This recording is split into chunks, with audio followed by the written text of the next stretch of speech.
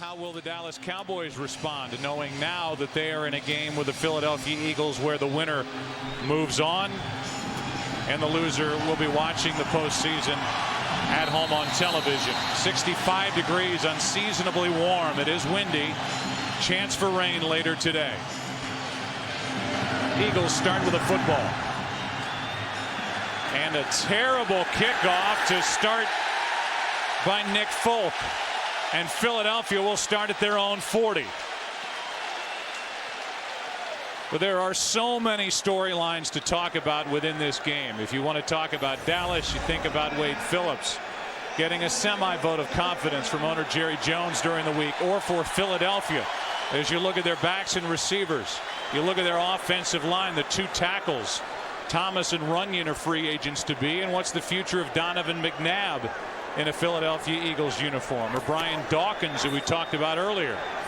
But right now what's on the plate is an opportunity to go to the playoffs. Pretty remarkable that last weekend both of these teams basically thought that they were going to be eliminated after their games from playoff contention. The week came along, Dallas knew that this game was of importance, and just a few moments ago the Eagles found out the same. First play is nearly picked off, and a good jump by Terrence Newman. Stepped in front of Deshaun Jackson, and we'll see a lot, Troy, of Terrence Newman and Deshaun Jackson hooked up during the course of this day. Yeah, Terrence Newman here over the last few ball games, he has gone with whoever the Cowboys feel is the fastest receiver of an offense's unit, not necessarily the best receiver. Therefore, in this game, Terrence Newman, for the most part, will be on Deshaun Jackson. Newman, a former track star at Kansas State. He can run. On 2nd and 10, McNabb throws. Selleck, the tight end, wide open. 20 yards and a first down for Philadelphia. Well, the Eagles start out. They know that they've got to be able to protect. The Cowboys lead the NFL in sacks, getting pressure on the quarterback. Donovan has time, and a good route by tight end Selleck. He looks to the inside, gets Keith Davis. Keith Davis looks like he's hobbled a little bit, but he went to the inside, got Keith Davis turned, and then went back out to the sideline and an easy completion. L.J. Smith is not active. The usual starter at tight end has an injured shoulder. Play action. McNabb gets protection and then overshoots everybody. There was some contact with Terrence Newman and Deshaun Jackson. No flag as that ball landed out of the back of the end zone. 2nd and 10. This is an offensive line, when you think protection for McNabb, that's allowed only 22 sacks this season. They don't allow one here today. That would tie a Philadelphia record for fewest allowed in a season. Group up front did it for the Eagles back in 1981. First running play, and it's Brian Westbrook picking up 3, and it'll be 3rd and long. Andy Reid, Troy, week after week has to answer questions about his running game, throwing the ball too much. It certainly seemed to be the case last week against the Redskins, and he started this game with 3 straight throws. Yeah, but I think that it affected Andy Reid. I think he honestly looked back at last week's game against Washington and realized that he let that one get away from him, in that they didn't stick to what allowed them to have success the previous 3 weeks. Prior to that, they'd been running the ball on average about 40 times a game. Last week, only 16 runs. And it made him very defensible there by Washington.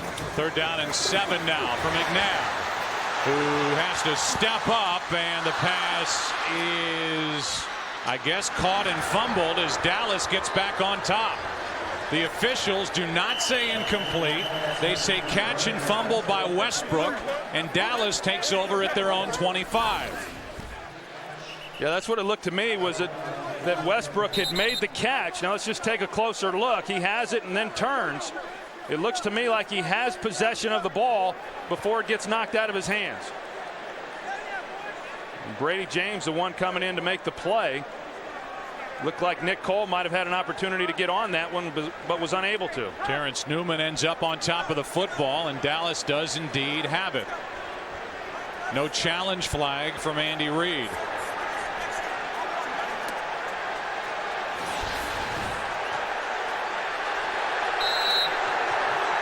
And he tucks it away. A new audience joins us. This has turned into a playoff game here in Philadelphia. First possession for Dallas. It's Tashard Choice picking up 2. If you did just join us, Philadelphia started with a football at their own 40 as a Nick Folk kickoff went out of bounds, then moved it down into Dallas territory. We're on the edge of field goal range, and then moments ago Brian Westbrook made the catch over the middle, secured it, fumbled it on the hit by Brady James, and Dallas has it now 2nd and 8.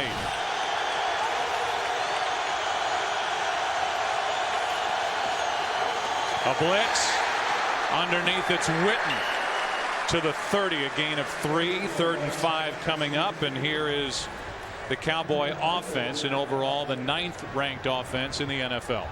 Yeah, and we just saw Jason Witten make that catch. I'm interested in seeing how long he'll be able to play, or at least how effective he'll be. When he caught a touchdown in last week's loss to the Baltimore Ravens, when he walked off the field, I thought that was the last we had seen of Jason Witten. Not only is he playing then with the bad ankle, but he's still recovering from a broken rib that he had earlier in the year.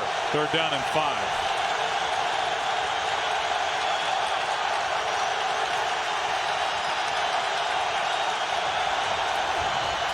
Another blitz pass behind Creighton, 4th down.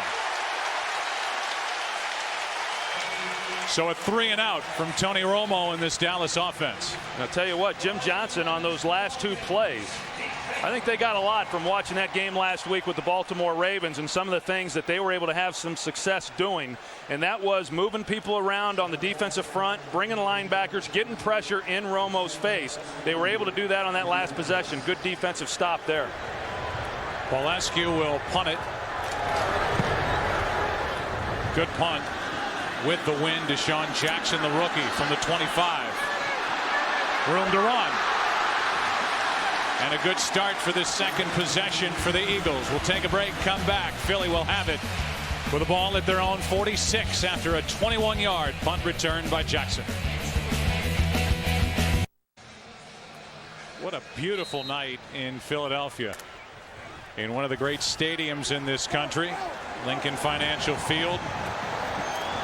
First down, Eagles at their own 46. Westbrook picks up 2. Brian Westbrook had over 100 total yards and 3 touchdowns in the first meeting between these two clubs. Terrell Owens has had success this year and last year playing with the Cowboys against his former team, the Eagles. Dallas just went 3 and out. 2nd and 8 for Philadelphia.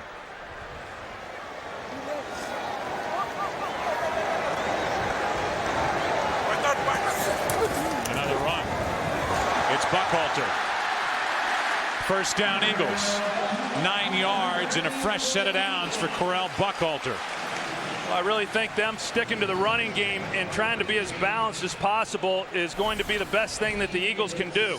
You watch Deshaun Jackson on the outside, you know, the rookie who had a few drops coming off a tough week this past week after he dropped a game-tying touchdown last week against the Redskins, doing a good job there in blocking for the running game. Keith Davis is injured. Another safety is down for Dallas. We'll take a break. Well, this Dallas defense lost Roy Williams early, Pat Watkins, and now Keith Davis needs a lot of help to get off the field. So first-year player Trey Battle is in at safety, and a handoff is to Westbrook.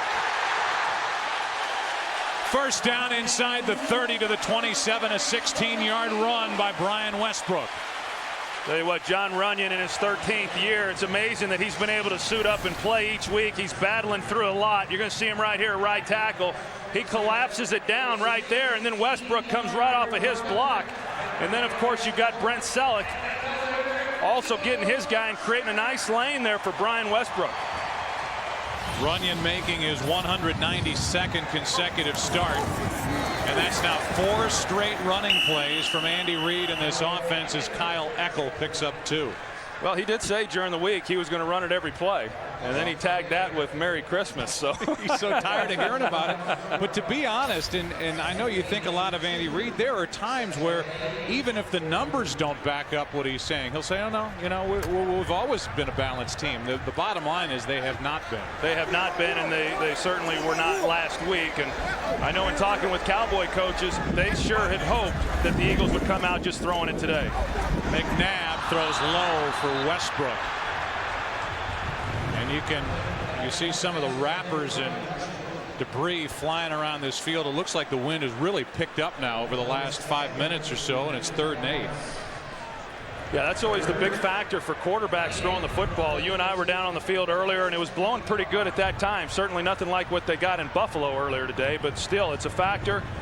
And you can deal with snow, you can deal with rain. But when you're trying to throw the ball with the wind or even against the wind, the ball does some funny things that you can't control. 3rd down and 8. 5-man rush. McNabb steps up, gets away, and will slide down short of 1st down yardage. A 3-yard run by McNabb, and now the field goal unit, and David Akers will trot on for Philadelphia.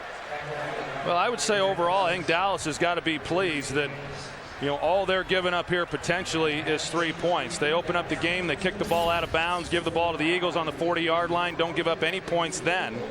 And then with good field position again, the Eagles not really to capitalize with more than just a field goal attempt. 40-yard try by Akers, who is now 31 of 34 in his career against the Cowboys. And for the season, a record 31st field goal made by Akers. 3-0 Eagles. Hello, happy holidays. The Eagles get the 40-yard field goal from David Akers, and you see at the bottom a team record 31 field goals for Akers, who really struggled during the middle part of this season. He's picked it back up. Marty Mornhinweg and McNabb talk about that last possession and what they plan to do, and now Dallas will get it. They've run 3 offensive plays.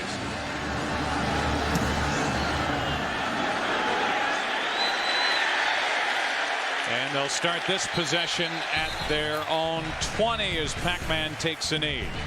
Second try at it for the Dallas offense, down by 3.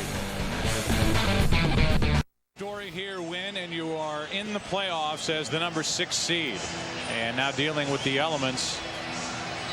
Wind blowing the football around as the Cowboys will start at their own 20, down by 3. No sign of Marion Barber yet. It was dislocated little toe on his right foot. Crowd's in it. Tashard Choice gets it. Runs into Akeem Jordan and fights for 3. Let's go for a quick game break. Here's Kurt. Here's how you got to your win and end situation. The Chicago Bears lost in Houston 31-24. Also, the Tampa Bay Buccaneers lost their 4th straight game to close the season. Oakland won 31-24. So with the Bucs loss and the Bears loss, that opened the door for the Eagles to waltz into the playoffs if they can beat the Cowboys. Cowboys also a win and end situation. You knew that already, Joe. We did. 2nd and 7. Quick throw, T.O. And the former Eagle bounces off Sheldon Brown. And he's brought down 1.5 yards shy of a 1st down. You know, it's a good job by Tony Romo recognizing that they did not put anybody out on Terrell Owens. And by that I mean they didn't line up anybody right on him. Typically in the slot, you're going to see, and then he comes off, and it's Dawkins, and they hand it to him. But look at the guys who pursue to get there. 4 green helmets right there surrounding Terrell Owens, and that's going to be the real key, and Jim Johnson knows that. I mean, when you talk about a guy who knows a receiver, Jim Johnson had an opportunity for 2 years to watch this guy in practice and then watch him on Sundays, and he knows what has to be done. Handoff is to Choice, and he has enough for a 1st down. I think it almost gets lost in what's gone on with this Dallas team because of the play of Tashard Choice, who's been very good since taking over, and now Flozell Adams is down.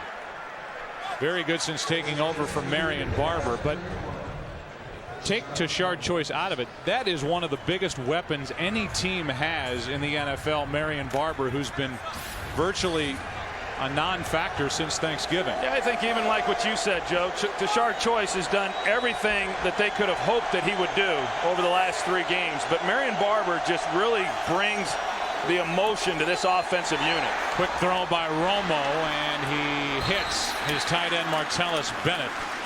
Brought down by Dawkins, a gain of 6. We look at this defense, and a defense that is directed by Jim Johnson has been flying around. They've allowed an average of just over 11 points per game in the month of December. Very good on 3rd down, and Jim Johnson loves to blitz, and so this offensive line for the Cowboys will be tested here tonight. And his defense has just gotten better and better with each week, and they're an undersized group up front. And Dallas looks at it like, well, maybe our size will be to our advantage, but they didn't run the ball very well in week 2 against the Eagles either, and so far in this game they haven't run it very well either. And off is to Choice, and he's short of a 1st down. Parker made the play, a gain of 3, and it will be 4th down and a little less than a yard. Rather 3rd down, beg your pardon. And so now 3rd down and 1 as Jaquay Parker made that play. So 3rd and 1, not 4th down, with 5:40 and counting left. And there is Jason Garrett, a highly paid offensive coordinator who has taken some hits here in 2008. Yeah, it's a little tough for the 2nd time around. You know, last year he was everybody's darling, and this year it's been a little tougher, but I still think he's done a heck of a job. Choice has a 1st down for Dallas as he picks up 3. This offensive line for the Cowboys is missing Kyle Kozar, who played in only 3 games this year at left guard. Then Montre Holland, after Corey Proctor struggled, took over, had 2 starts, looked good, but now he's out with a foot and ankle problem. So Corey Proctor is back in there and making his 10th start overall, protecting Romo. Barber in the game.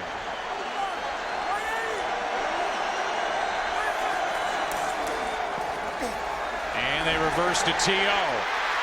Gets around Cole, and Owens out of bounds at midfield. A run of 7 yards for the former Philadelphia Eagle.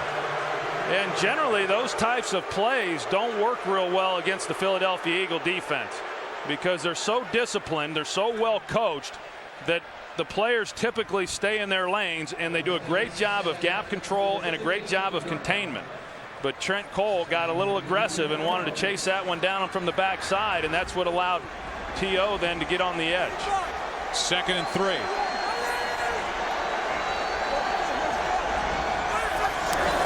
Toss to Barber running right. Gets a block, has a 1st down for Dallas.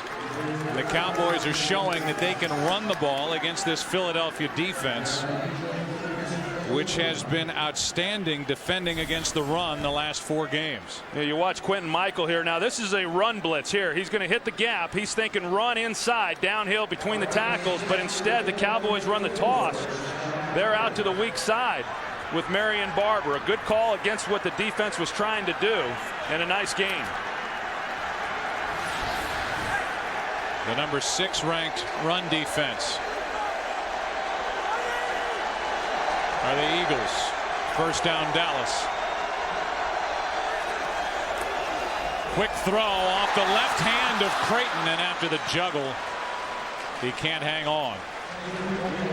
That play was there as well, and Creighton and Romo couldn't hook up. Yeah, I think that whether you're talking about Terrell Owens or Patrick Creighton or Roy Williams, it doesn't matter. If you give those guys free access off the line, they're going to be able to get in the seams, and more times than not, Tony Romo is going to be able to put it on them. You know, we had a chance to visit with Jim Johnson, and you got to mix it up. But what he would really like to do in this game, both against Roy Williams as well as Terrell Owens, he would like to get physical with those 2 at the line of scrimmage. 10th play of this drive.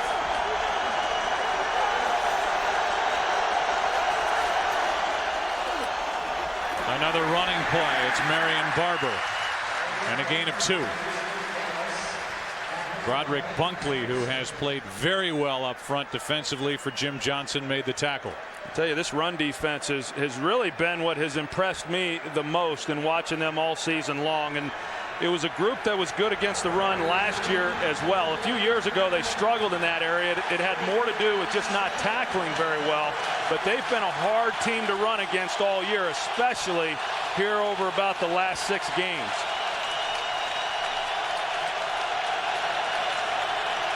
Third down and 8. Quick setup and throw, and Witten is left alone. Witten hops out of bounds with a Cowboy first down at the Philadelphia 24. A catch and run of 17 yards. You know, a nice design, a real simple design offensively. Every team that runs football runs this play. And you're going to see Asante Samuel, he just jumps the slant. And because Brian Dawkins is coming on the blitz, he then turns Jason Witten loose in the flat. And I don't know if Brian Dawkins expected Jason Witten to be blocking, but it was certainly his man in coverage. 3 third down conversions on this drive for Dallas.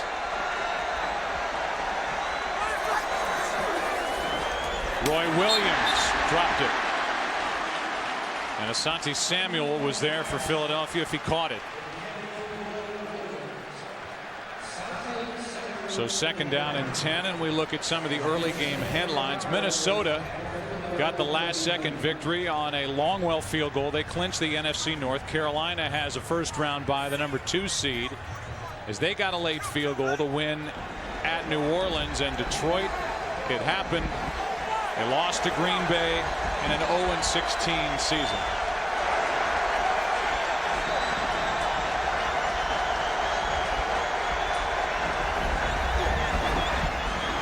Creighton makes the catch, and he's to the 15-yard line, a yard shy of the first down. 3rd and 1 coming up. You know what the Eagles are doing is they're just so committed to getting pressure on Tony Romo. They're going to bring him right here. That is what allows Patrick Creighton then to get a free release off the line of scrimmage. And once he gets the ball in his hands, then you just got to make sure you make the tackle. And Brian Dawkins does that, but not until after there's a pretty nice gain on the play.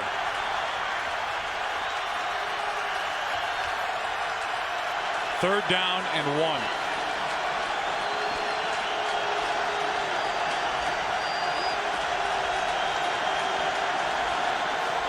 They fake the handoff. Romo throws to Roy Williams. They ask him to get the first down, and he can't. Joselio Hansen made the play for the Eagles. You know, Tony had some time in the pocket, and I think Roy Williams was saying, don't throw it to me. There's a defender right on me. But the secondary did such a nice job of covering everyone else. You see Hansen there. He's right on Roy Williams, waiting to see what Romo's going to do. That's a good job tackling a big guy in the open field. And so now Nick Folk will try from 37. Good snap, good hold, and the kick is perfect. Folk and Akers have traded field goals. It's 3-3 with 35 seconds left in the first in a windy Philadelphia.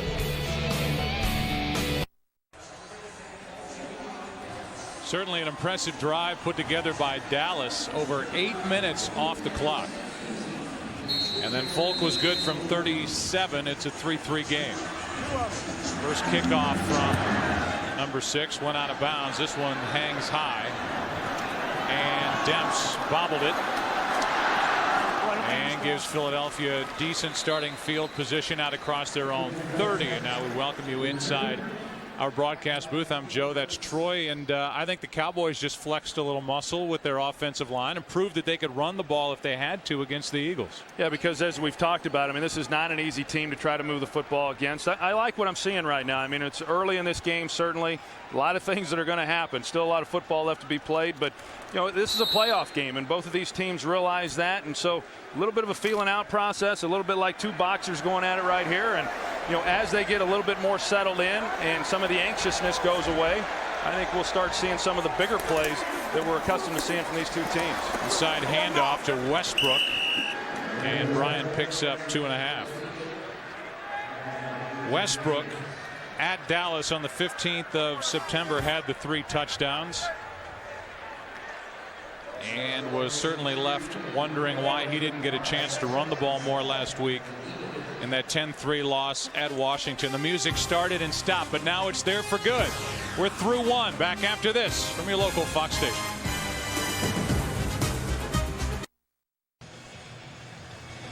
One of the real good guys from Major League Baseball is in attendance here from the world champion Philadelphia Phillies, Jimmy Rollins. Shortstop and leadoff hitter and the catalyst for that offense under Charlie Manuel. So they'll get their rings at the start of 2009. Will the Eagles get to the postseason? And if they do, how far will they go? It's 2nd and 7 in a 3-3 game. A fake on the handoff, and the pass down the sideline. Overthrown is Greg Lewis. 3rd and 8. Right now, the Eagles are doing a good job up front in terms of giving Donovan McNabb some time to throw. I think you go back to last week's game and that loss to the Washington Redskins. Clearly, they were disappointed that they were unable to score a touchdown in that game. But looking at it, the receivers they just did not do a real good job of creating a lot of separation. And a lot of the plays that they've been able to make have been when Donovan McNabb has been able to get outside the pocket and then allow those receivers to freelance a little bit. McNabb steps up, slides along the line, and finds a receiver for a first down and more. That's Buckhalter. Correll Buckhalter is down inside the 10.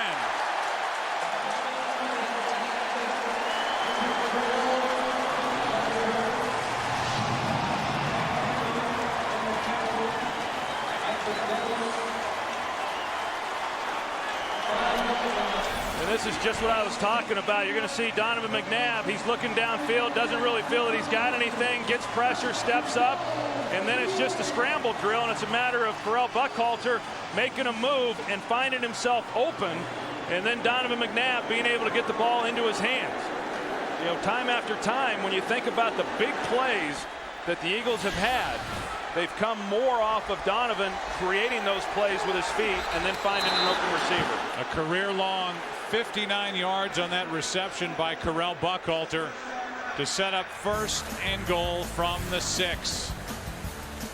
Big play by the Eagles. Another big play against this Dallas defense. 1st and goal when we come back. Play selection for Andy Reid has been split 50-50. 7 runs, 7 passes. Correll Buckhalter with a career-long 59-yard catch and run to set up 1st and goal from the 6. Eagles have their first red zone appearance in this game. They're 2 for their last 12. Westbrook is brought down short of the goal line.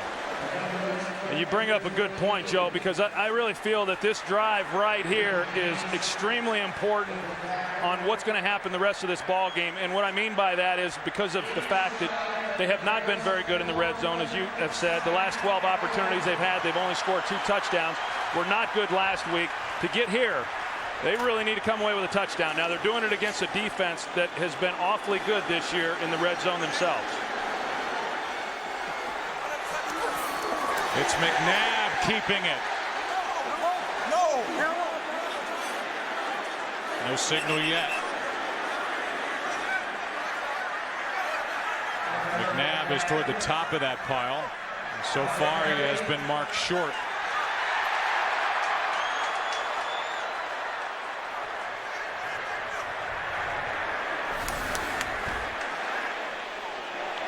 Yeah, I mean, you get down in here, there's never a conclusive shot that shows whether or not the ball crossed the plane. But, you think back to that game against Chicago, which, is just as important a loss in keeping them from getting into the playoffs before this game came about.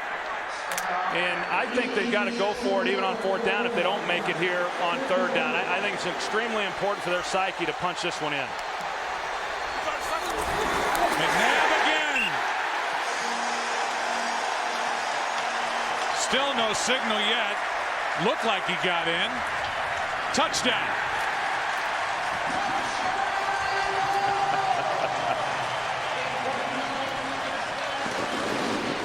Well, you talk about that Chicago Bears game in particular. Brian Westbrook was not available. he was in the backfield here, and fans were wondering, well, you've got a big quarterback. Donovan McNabb let him pound it in against the Cowboys here in a game they need to win to get into the playoffs. It's McNabb who carries it for his second touchdown of the year. I think when you've got a quarterback like Donovan, a big physical guy, I always think that that's the best approach, and it's the quickest way to cross the goal line. 10-3 Philadelphia. McNabb gets his 26th career rushing touchdown after the 59-yard catch and run by Buckhalter. First touchdown, it belongs to the Eagles.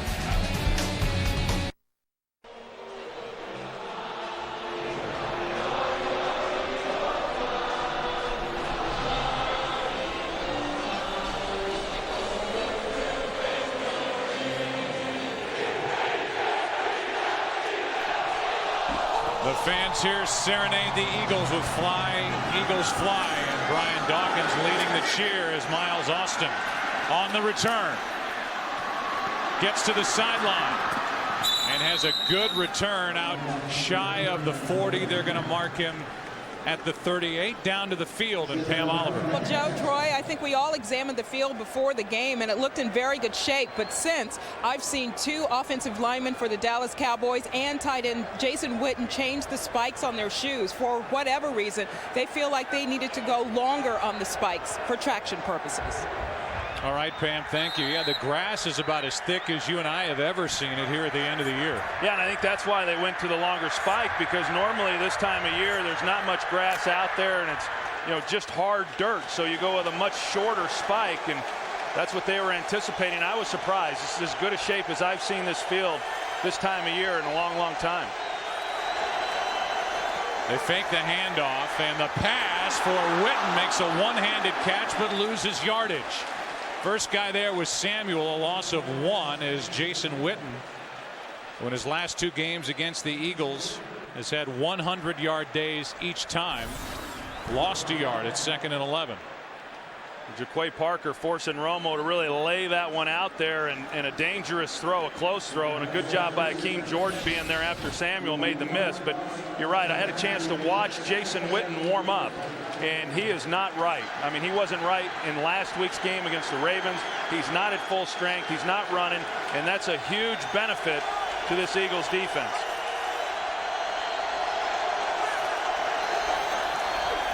Play action, trying to set up a screen for Bennett, and Romo wisely just throws it into his shins. Trent Cole had pressure. They're getting around Flozell Adams. Well, we saw Flozell a little bit earlier when he looked like he tweaked that knee, and he's not moving real well. Hasn't been moving real well for quite a few weeks. And Trent Cole, one of the faster defensive ends coming off the edge, just really able to run right by him. If there's one thing that Flozell Adams struggles with, it's a speed rusher. If he's able to get his hands on you, typically he's pretty successful. But Trent Cole's not that type of pass rusher. He uses speed, which could present a problem throughout this game.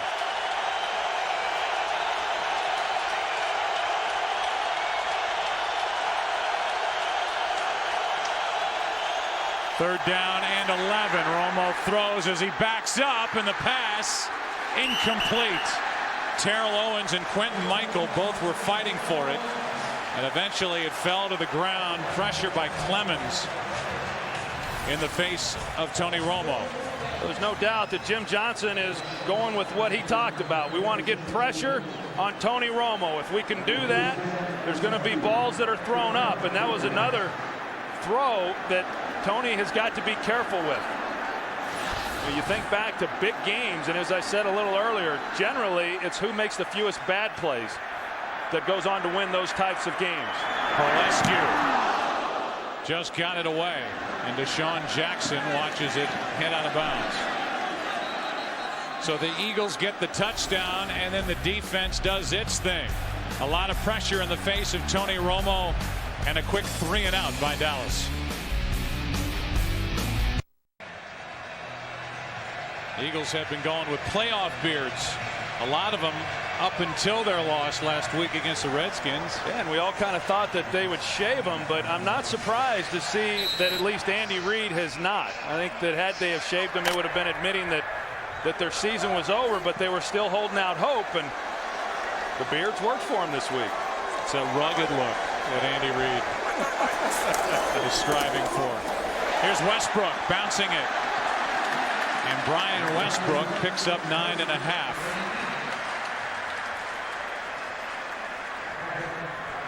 Well, Brian Westbrook has been banged up throughout the year. Last week going into that game, you know, everybody was saying that he was as healthy as he had been all season long, and then he got banged up pretty good in that game as well. But he's been effective running the football here early.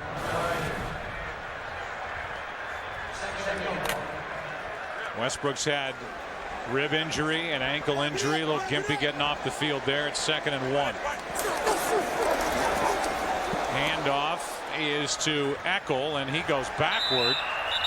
They're going to give Eckel forward progress, if you want to call it that, to the 31, a loss of 1.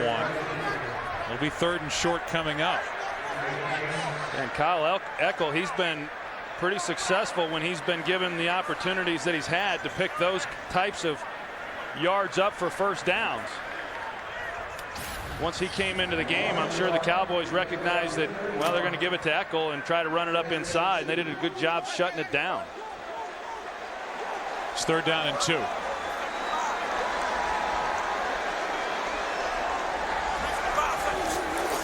Out of the shotgun, pressure on McNabb, and down he goes. It's Brady James.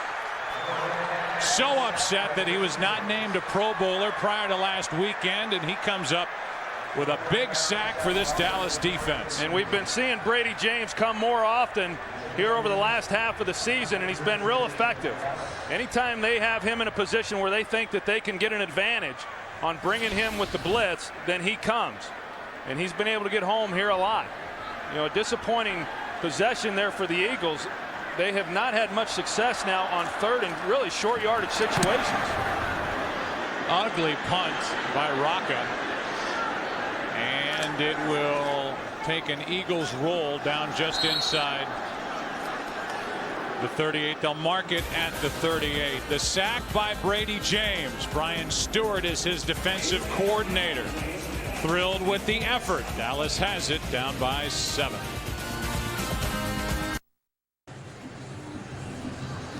Well, that man may get his wish. The right combination happened early, and now if you're just joining us, you've basically tuned into a playoff game. The winner moves on.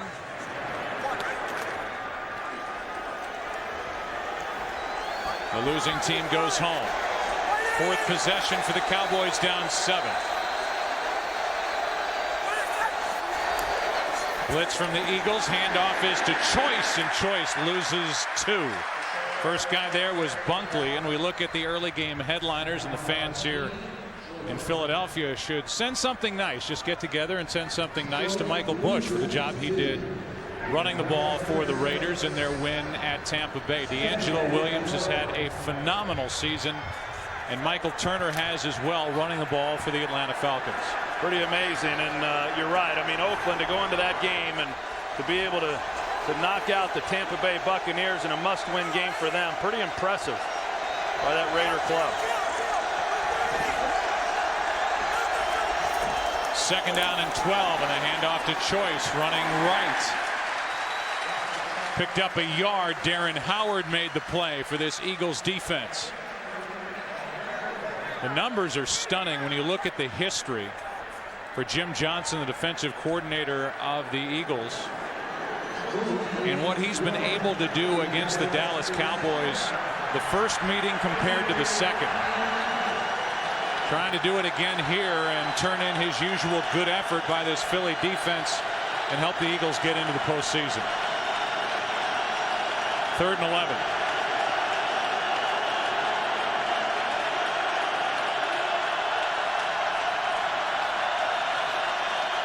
Another blitz.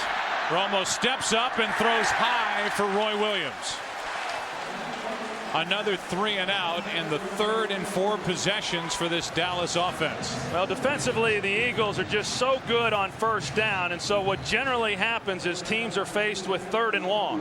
And as we talk about every time we cover the Eagles, that's when Jim Johnson, that's when he gets real creative and brings a lot of different looks, brings a lot of pressures. He brings the pressure again there, as he has throughout this first half, and good coverage on the back end by Asante Samuel. Paulescu punts it. Deshaun Jackson just shy of the 30. So Terrell Owens is starting to get a little chatty over on the sideline as the Eagles have it now up by 7.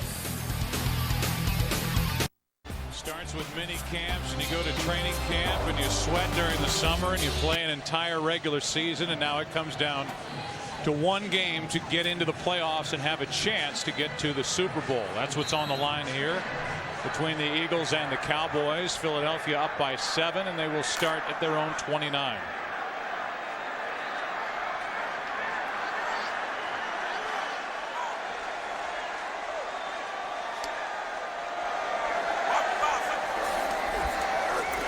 McNabb over the middle hits the umpire, trying to get it to Kevin Curtis, and we go back to that third down play by Dallas. They're going to see Quentin Michael, the free safety. He's going to come on the blitz, so that means everybody's locked up one-on-one.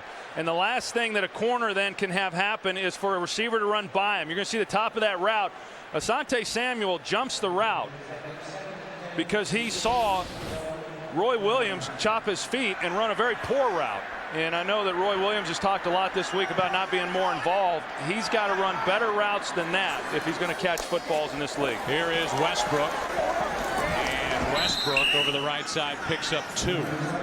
DeMarcus Ware on the tackle. DeMarcus Ware is chasing history here today. Big number 94.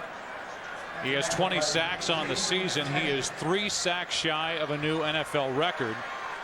And a statistic that's been thought about and tabulated officially since 1982. You know, going into last week's game against Baltimore, he needed 4, and I really thought he'd have a good shot at it going against a Baltimore team that, you know, you thought that he'd be able to get pressure on. He got a sack early in that game, and then Baltimore made some adjustments and didn't have any more. Of course, as much as the Eagles like to throw the ball as well. Here's a pass on third down to Curtis. And a big completion in front of Pac-Man Jones of 15 yards and a first down for Philadelphia. Yeah, and I really like Kevin Curtis, and I thought that when he was out those first 6 games this year that hurt this team, and yet they were still able to be pretty productive. You know, he's one of those receivers that can really do it all. He's got good speed, he's got great quickness. You see the push that he was able to get on Pac-Man Jones and then come out of the route. A 15-yard completion on third down for the Eagles, and a handoff is to Westbrook, who pushes the pile to midfield. There are a lot of teams that we talk to, and in particular offensive coordinators and people involved with different offenses around the league. They respect the athletic ability of Pac-Man Jones, but do not necessarily respect what he does as a cornerback, and that was a big completion on 3rd and 8 for 15 yards in front of him to Kevin Curtis. I think he's such a gifted athlete that there's probably been a lot of coaches over the years reluctant to really coach him up. But I think once he gets better fundamentally, then I think there's some real upside with him. 2nd and 6. Pass complete to Deshaun Jackson, who had 4 drops in that frustrating Philadelphia loss last week against the Redskins. That was good for 12. Yeah, and I like his attitude this past week, and he was disappointed. He was frustrated. He didn't get the ball earlier in that game, and then obviously he had those drops, but by all indications he was able to put that behind him and come out and have a pretty good week. He was looking forward to coming back out into this ball game and redeeming himself, if you will. And right now, Philadelphia, I tell you, this is as balanced as I've seen them. And they're doing a good job keeping Dallas on their heels. And now the team rookie record for receiving yardage for Deshaun Jackson, as McNabb goes down the middle and incomplete for Avant. Looking for a flag, and he won't get it. This, by the way, is the 4th time in 5 possessions that the Eagles are inside Dallas territory. And another look. Yeah, you can see right there that, you know, Orlando Scandrick has done a good job. 1st-year player, 5th-round pick for them out of Boise State, and has been called upon to play a lot this year because of some of the injuries that they had in the secondary. But just not much separation there by Jason Avant. I know he was looking for the call, but I thought it was pretty good coverage. Hand off to Westbrook. Not much there. Zach Thomas and Canty combined to make the stop. Hard to believe that in a game with this much on the line, the only flag that's been thrown here in the first half came on the opening kickoff that went out of bounds. Yeah, and especially surprising with regards to Dallas, since they lead the NFL in penalties. Been flagged 115 times to lead the NFL, and now it's 3rd down and 9. Westbrook at the bottom of the screen.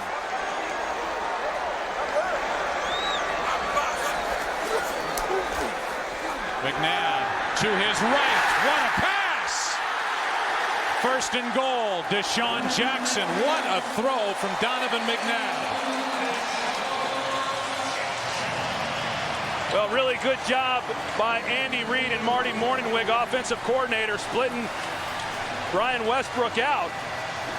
And what that then did was it forced them to go into single coverage on the outside, and Donovan McNabb recognizes that. And you've got Deshaun Jackson, the rookie, working against the best corner right now for the Dallas Cowboys, and Terrence Newman, and he runs right by him.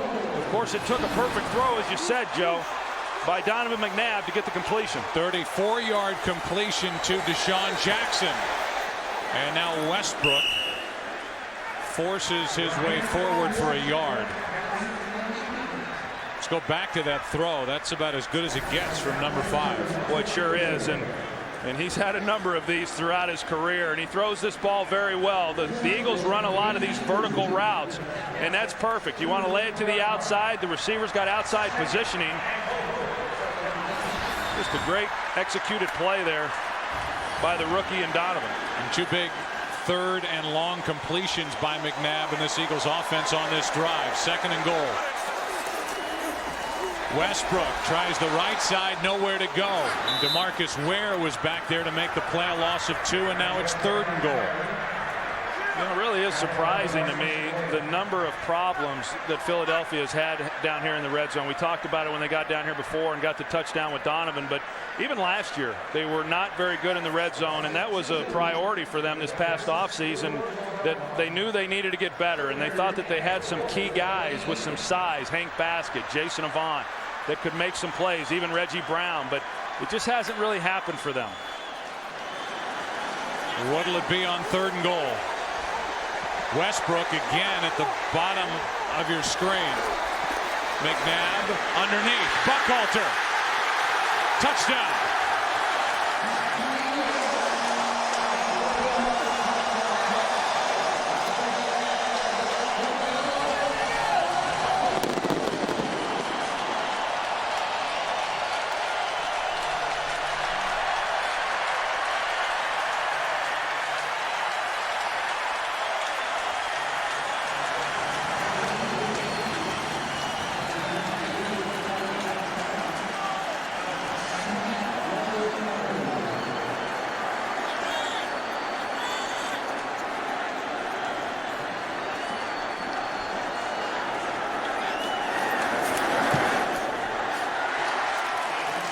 (17-3) Philadelphia. Anytime you see a coach and a linebacker looking at each other like that, you know that that means one thing: confusion. And the Eagles have figured out the red zone problems in this game. Good job getting Buckhalter just out in the flat, a real simple play. And yet the Cowboys were unable to defense it. They split Westbrook out wide. They got Buckhalter in the game as well. Pretty easy stuff. 2 minutes, 3 seconds left in a first half that, for the most part, has been dominated by the Philadelphia Eagles on both sides of the ball. You can tell right then, Kevin Burnett and Wade Phillips discussing what exactly happened. And you know, you're right, Joe. I mean, when you get into a game like this, and touchdowns when you get down in there are so critically important. And the Eagles have been able to come away with those 7 points the 2 times they've been down there. Jeffrey Lurie's got his playoff scruff going too. Extends all the way up into the owner's suite. There might be 66,000 sporting beards next week.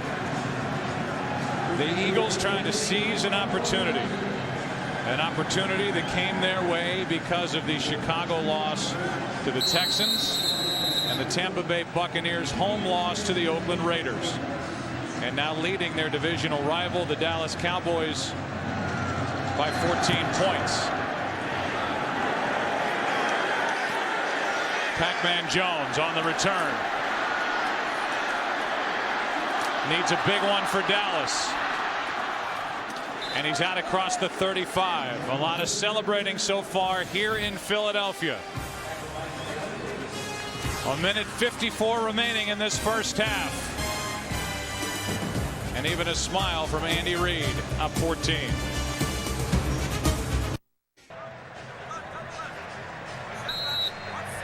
Now the Eagles offense can stand on the sideline and watch their good defense go to work.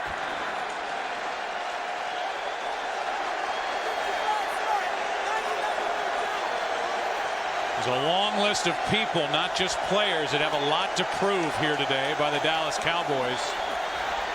Romo is on that list as this pass is broken up for Roy Williams by Sheldon Brown. Yeah, you go back and take a look at the scoring play. You're going to see Brian Westbrook here. He's going out, and the Cowboys are a little slow getting out to cover him with Ken Hamlin. But look at the confusion right in here as far as who's got who. And what ultimately happens then is Anthony Henry is then on Correll Buckhalter, and it should have been Burnett, the linebacker, is what it looked like to me. And so the confusion, and it shouldn't have confused them. It's a set that they run very often, and they oftentimes split Brian Westbrook out wide. Romo throws underneath to his favorite target, Witten, who, bad knee and all, fights his way for a Dallas first down. What an effort by Jason Witten. Well, great effort by Jason Witten, and I'll tell you, a good job there by Philadelphia, because Jason was trying to get out of bounds to stop the clock, and Akeem Jordan, he gets him, he holds him up, and then Quentin Michael pulls him back into the field of play, so the clock keeps running. Dallas has all three of their timeouts remaining as this pass is to Terrell Owens, who will hop out of bounds. Let's go down to the field and Pam Oliver. Well, Joe, you just talked about Jason Witten, and we know how tough he is, but we're seeing just how tough he is. His ankle is not only sprained. Witten told me before the game that he has a slight ligament tear in that ankle. He blew it off as nothing serious. He doesn't expect to have any type of surgery after the season. But so far, you know, he's a warrior, and he's playing like one. He is definitely on that list of the tough guys in this league. Well, the guy does it all. He's a coach's dream is what he is. 2nd and 5 for Dallas, down by 14. This one to the sideline. Williams wasn't looking for it. Sheldon Brown with the interception. And Romo and Roy Williams were not on the same page. There is a flag down in the middle of the field. Holding, offense, number 71, penalty is declined, first down. You know, Joe, I'm not sure what the route was, and I'm not real sure what the throw was. Nothing looked good. You're going to see Roy Williams on the outside, and he wasn't expecting the ball, obviously, but Romo was very indecisive, it looked to me, when he made the throw. I mean, he wants to go there, but it looked like he just wasn't real sure exactly what he was seeing or what Roy Williams was going to do, and therefore the ball was underthrown. And it's been a long time. Been a long time since Sheldon Brown has been able to get an interception. His first in the last 20 games. The starting right corner for the Eagles, and that interception stops that drive by the Cowboys. And now an opportunity for the Eagles to add to their lead. They have 2 timeouts remaining, and this pass is off the hands of Deshaun Jackson. Incomplete.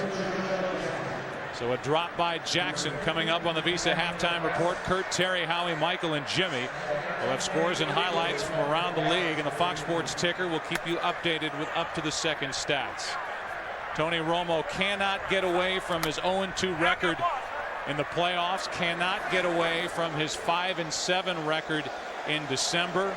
More interceptions than touchdowns. And so far, 1 interception, no touchdowns in this game. And on 2nd and 10, a run of 1 yard by Westbrook. And now 55 seconds remain, and a timeout is taken.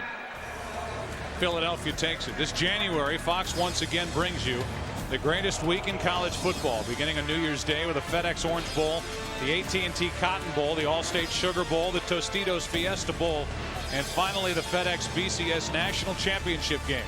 The FedEx Bowl Bash begins Thursday right here on Fox in high definition. You know, you think about it, Joe, and Tony Romo now has gone to Roy Williams twice. One on a not a well-run route on the square end that Romo overthrew, and then he goes to him on that play, and it didn't look like Roy Williams was doing anything where he expected the ball on that one. And I got to tell you, as a quarterback, I'd be real reluctant to go back to Roy Williams in this second half. And so far, the trade that brought Roy Williams to the Dallas Cowboys has been a bust. I don't, at least for this year. You know, I mean, it's going to have to get a lot better in 09. 3rd down and 9, and McNabb throws and completes. Another big 3rd down completion is Reggie Brown, and then he gets thrown down out of bounds. And the flag is for what happened after the play was over. Adam Pac-Man Jones threw him to the ground. Personal foul. Late hit out of bounds. Number 21. Half the distance to the goal. 1st down. And I think these are the types of plays that you worry about, Joe. They're in man coverage right now. You got Reggie Brown who is out of bounds, and Pac-Man tries to get rid of some frustration by just throwing him on the ground after he's out.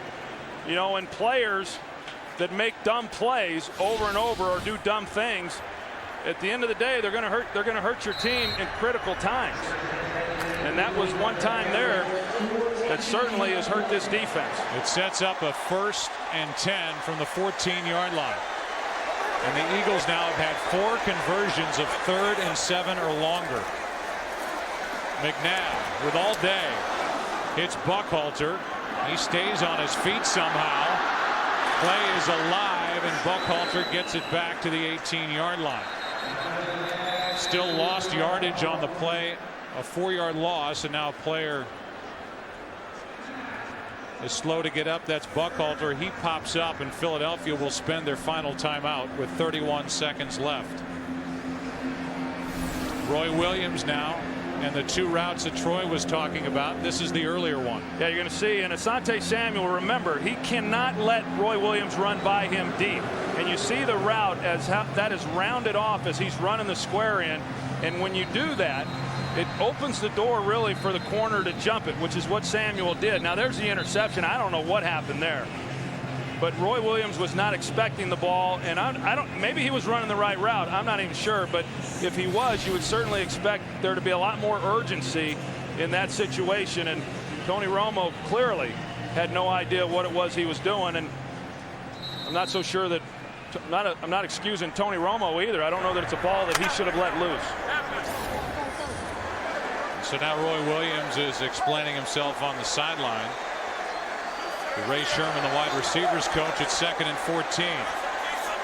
Westbrook at the bottom of your screen. Over the middle, he gets it. Right in front of the umpire. Gets away from Skandrick. And on 2nd and 14, picks up 5. 23 seconds remain, and again, the Eagles are out of timeouts.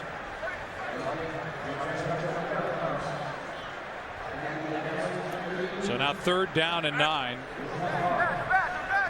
And Andy Reid has had his team ready for this game. The Dallas Cowboys do not look ready for this battle in Philadelphia.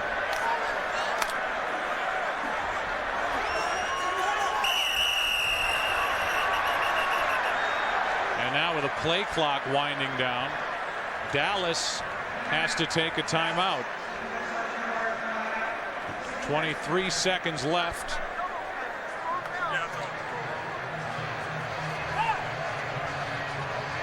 And it'll be 3rd down and 9 when play resumes. This has been, I would say, first of all, for the Eagles, they've dominated this first half of play. And for the Dallas Cowboys, they've looked confused at times, and they have been rolled over here by the Eagles. Yeah, and I thought the Eagles, even if they didn't have a chance of getting into the playoffs, I really felt that they were going to come into this ball game and play very, very well. Now, clearly, a lot on the line. I think if you look at Dallas, 2 acquisitions that they made that were going to make them a better team, whether that's Roy Williams or whether that's Pac-Man Jones. And here in this first half, both those players with key, errors that have hurt their football team dramatically. And you think about Roy Williams, who was picked up in early October, has the same number of catches as Patrick Creighton and fewer yards. McNabb on 3rd and 9 in trouble, throws, and the pass. There's going to be a flag thrown as Terrence Newman never got his head around. Deshaun Jackson, the intended receiver, and that'll be pass interference against Terrence Newman. Yeah, and I think it's a good call. I mean, it's surprising. Terrence Newman, one of the better players. Interference, defense, number 41. Foul occurred in the end zone. Ball will be placed on the 1-yard line. You see First that down. He never turns and really looks for the ball. He shields Deshaun Jackson, and then you see that Donovan McNabb sees that Newman's not looking and throws it, knowing that at worst it's probably going to be an incompletion. A good job by Deshaun. It's a good job by Donovan McNabb giving him an opportunity, but Deshaun Jackson staying alive and trying to make a play on it and not showing that the ball was coming until right before it arrived. So now what do? You have 1st and goal from the 1. You have no timeouts remaining if you're Philadelphia. They fake the handoff, throw, touchdown Selleck.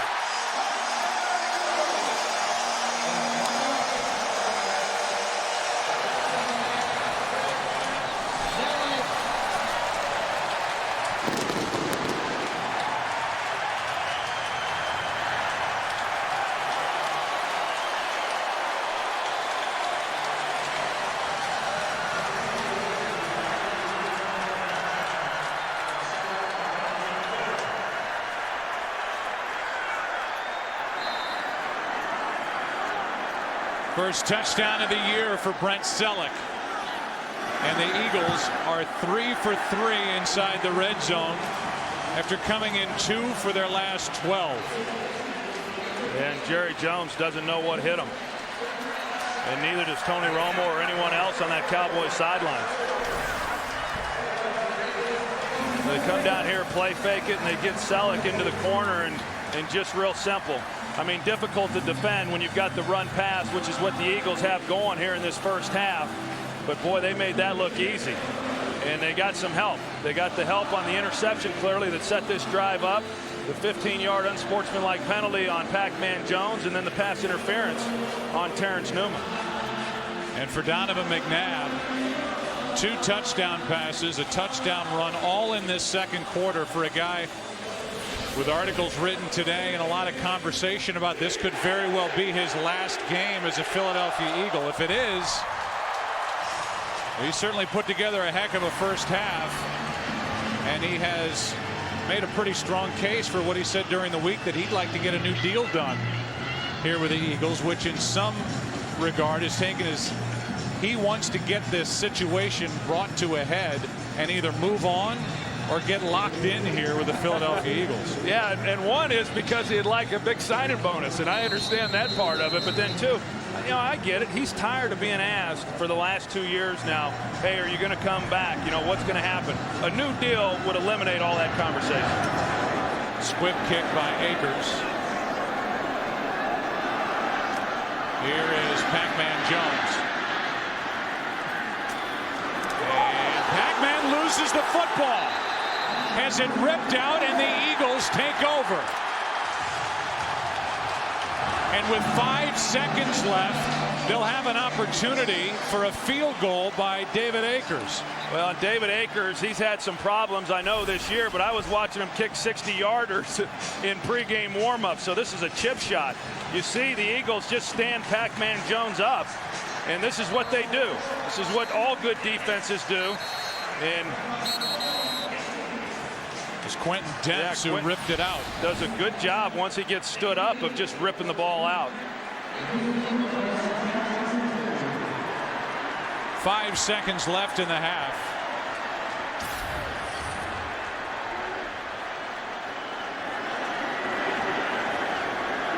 And here is a 50-yard try by Akers. 1 for 4 from this distance this season. More points for the Eagles, who lead at 27-3.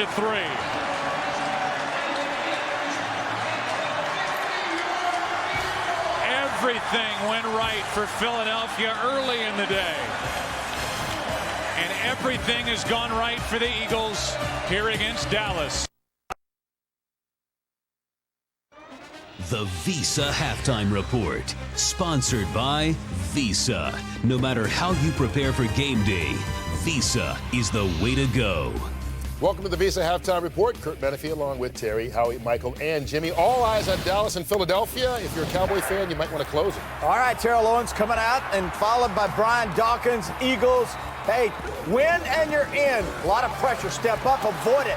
Use your athleticism. I hate that word, but I see him use it all the time. Then dump it off. That's what McNabb does as he finds Correll Buckhalter, 59-yard reception down at the 6-yard line. Sets up a McNabb 1-yard touchdown, 10-3 Eagles on top of the Cowboys. Man-to-man coverage, take the outside guy, come inside, force this guy, the linebacker covering him, be later. The safety, touchdown to Buckhalter, 17-3. Then a beautiful play action at the goal line. Brent Selleck, tight end, wide open in the corner. It's 27-3.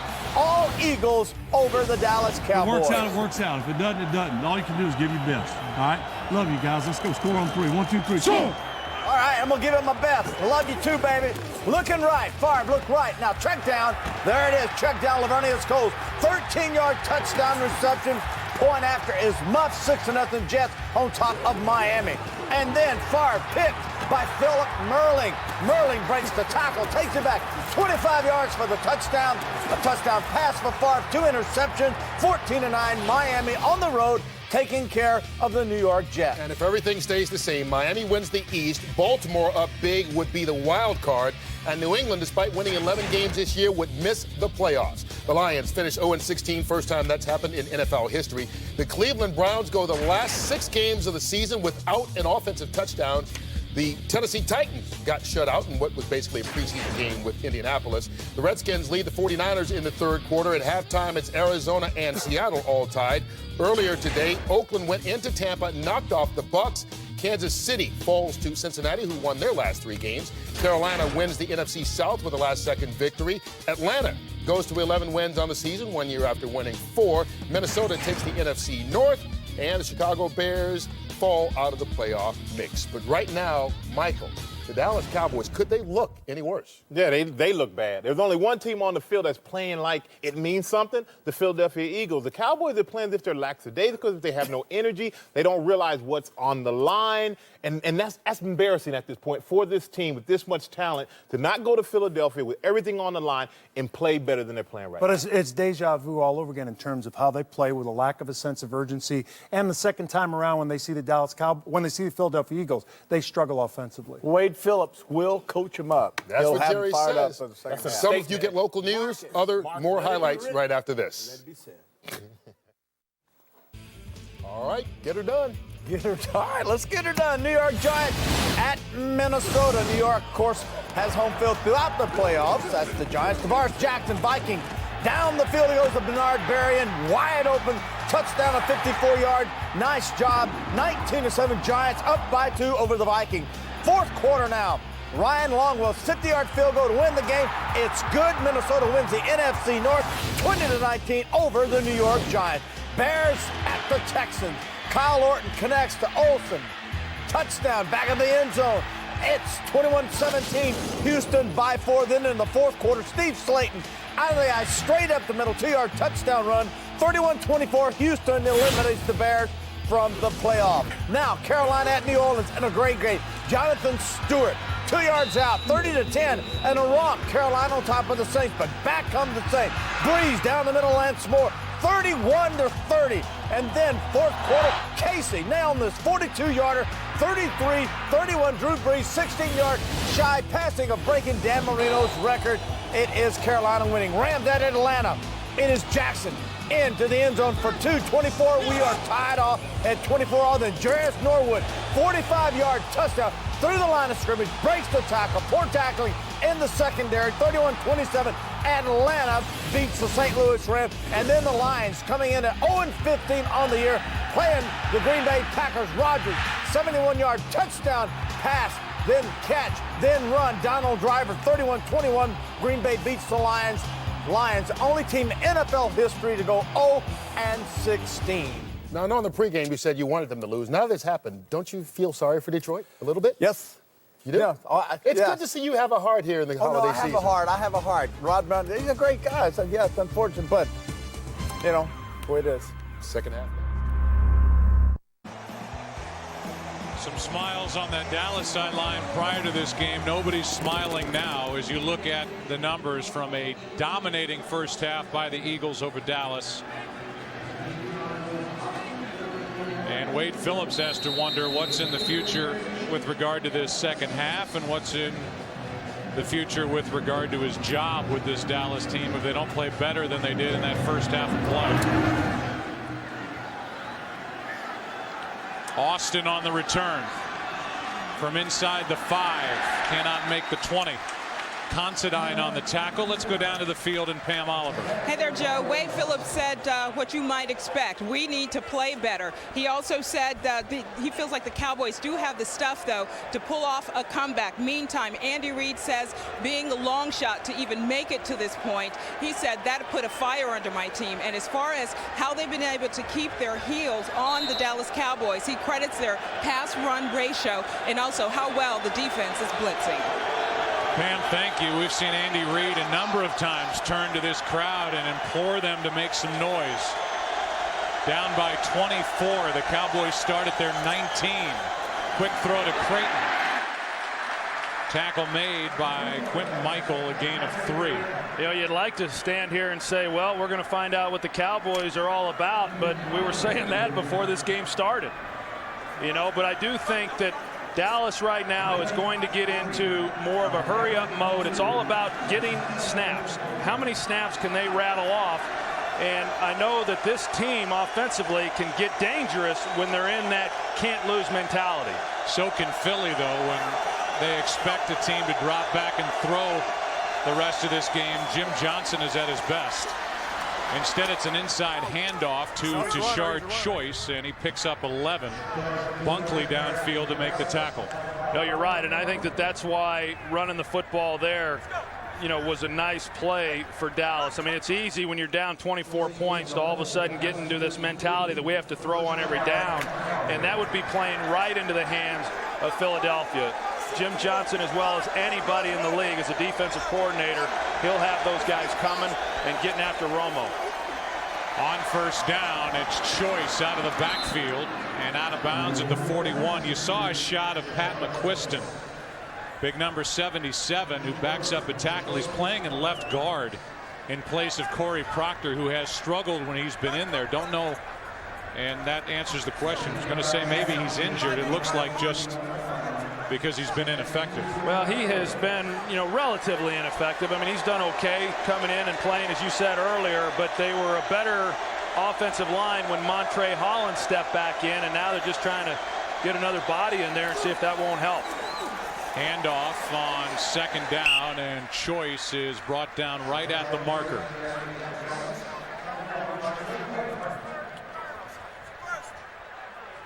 And we will see if it's enough for a first down. Instead, we're going to have a measurement as the Eagles outscored the Cowboys 17-0 in the last 2 minutes 3 seconds of that first half, and 24 unanswered points in the last 12+ minutes. And somehow Tony Romo is able to smile down there on that field as he's in conversation waiting for the measurement.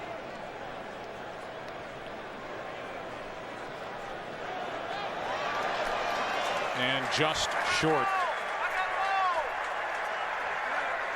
3rd and inches. Well, I do think that this is a critical possession for Dallas. If they're able to move the football and come away with any kind of points, I think then clearly they view that as something very positive. If Philadelphia was able to make a key stop here on this possession, not necessarily on this play, and get the ball, and if they go down and get any kind of points after that, it would be extremely difficult for Dallas to claw their way back in.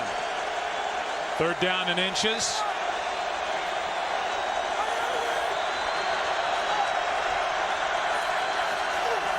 Quick throw to Terrell Owens, incomplete. It skips into Terrell Owens. You know, they're faced with a decision right now, but I don't know that there really is a decision. You see Tony Romo, initially it looked like they were going to bring out the punt team, and here they come. And I just think that for the Cowboys, they have to go for it here on 4th down. But the punt team was sent onto the field, and I think the only person that sent him off the field was Romo. I think Wade Phillips was hoping to keep his punt team out there, and Romo said, get off the field. And then Romo picks up the first down. I mean, who's running the show down there? Well, that's debatable. Let's go! Gun! But a first down for Dallas, so Tony Romo just took it himself. Here's Romo. The punt team, they're kind of on the field. Now they're all on the field, and Tony Romo is telling them to get off. Wade Phillips had a look of confusion on his face, and then Romo just took the snap and plowed forward for a first down. And Romo keeps the play alive. Got away from Cole and now throws to Witten. He throws down the field for Owens. And Terrell Owens stays on his feet and is down inside the 15. What a play that was almost blown up at the beginning by Trent Cole. Well, everything looked legal, but you got Andy Reid out on the field right now trying to get an official's attention. And it looked like he may try to throw the red flag to get that challenge, but he's not reaching for it. Romo, that was a backward pass there.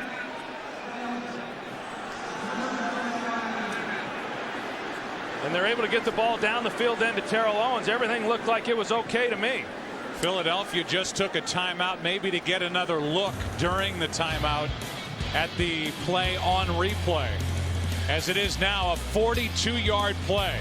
We'll return after the break.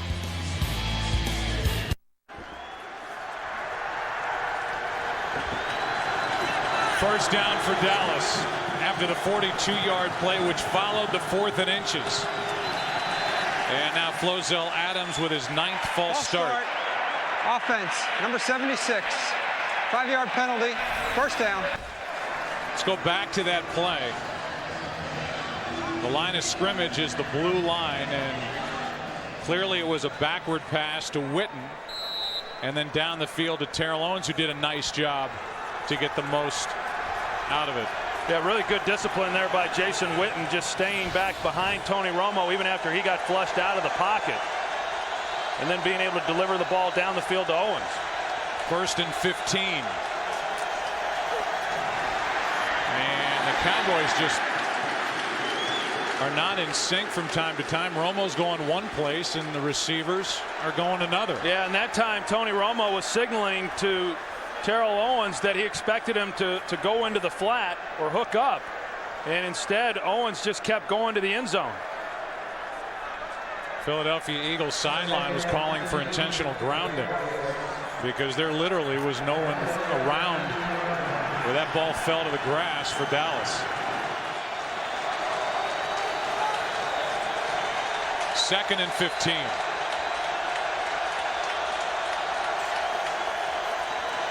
Another blitz from the Eagles, and knocked out of the hand by Dawkins. Fumble by Romo down the field. Clemens, a stiff arm and a touchdown.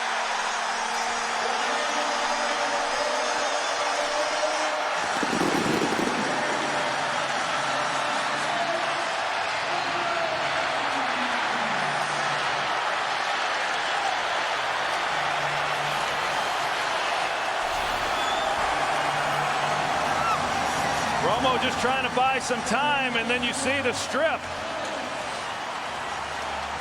And Chris Clemens is able to pick it up after Dawkins knocks it out. And it's a foot race between him and Mark Colombo.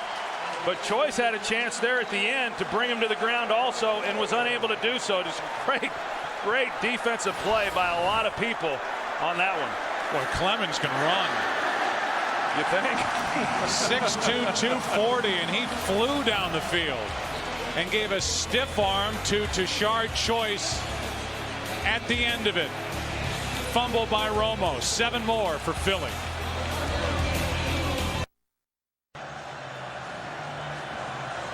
How about Chris Clemens? A 73-yard fumble return for a touchdown. Romo's turned it over a couple of times. Interception by Sheldon Brown. Now the fumble forced by Brian Dawkins, playing in his 183rd career game, most ever by a Philadelphia Eagle. A free agent to be and a Pro Bowl. Austin on the return. They're bringing out all the tricks, and that's a live ball as Pac-Man Jones, who's had a horrendous game, is back at the 10. Let's go back to the touchdown and the return by Chris Clemens. Yeah, and watch Brian Dawkins and where he comes from. He comes from here. Now, there's not enough blockers to pick him up, and Tony Romo has to know this. Tashard Choice gets one, but because he's trying to buy time, Dawkins strips him. And then they get a good bounce to where it goes right up into Clemens' hands. But, you know, when you're down, I understand what Tony's trying to do. He's trying to make a play and get it down the field. But that was not on the offensive line.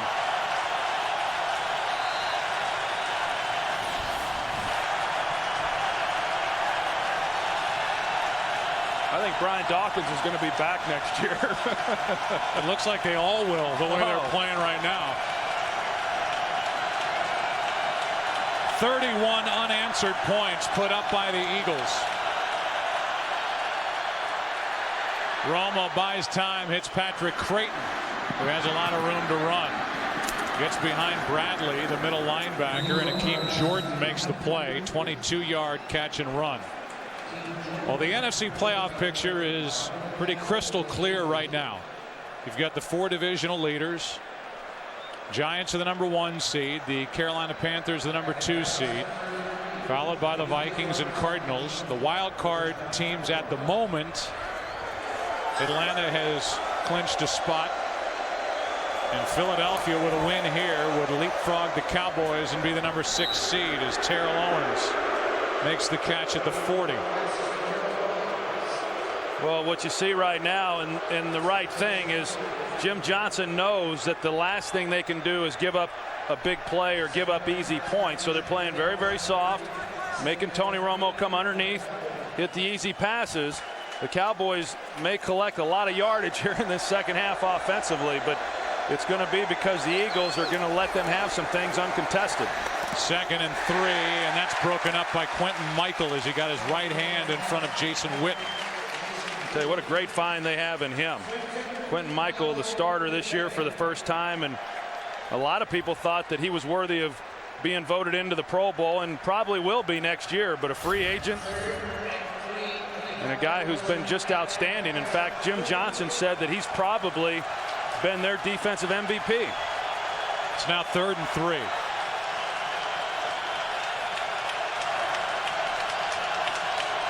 We're not going to see any punts. So 2 downs to get 3 yards for Dallas. As Barber carries it, Jordan cannot bring him down before Barber picks up 4 and a Dallas first down.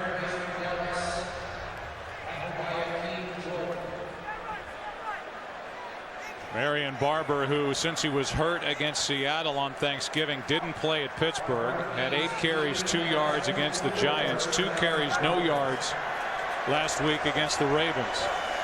Looks a little better here in this one. That's out of the reach of Witten. Yeah, you talk about Marion Barber, and you just wonder how his year would have been a little different if a guy like Felix Jones had stayed healthy. You know, Marion Barber, as most people know, was not the starter a year ago. That was Julius Jones, and then this year he's been carrying the bulk of the load. But that would not have been the case if Felix Jones, the rookie out of Arkansas, hadn't have been injured so early in the season. And I just think the wear and tear on Marion Barber has had a real impact on him. Saw that record for Dallas since 2000, 0-8 in the regular season finale. Romo gets away from Parker and now will try and pick up a couple of extra yards as he got around to Asante Samuel. A gain of 8.5. The numbers for the Dallas Cowboys overall are not good in December and January since 1997. And for Tony Romo, since he took over as a starter, a sub-500 record. and has really struggled, whereas in the first 3 months of the season he has been one of the best in the NFL.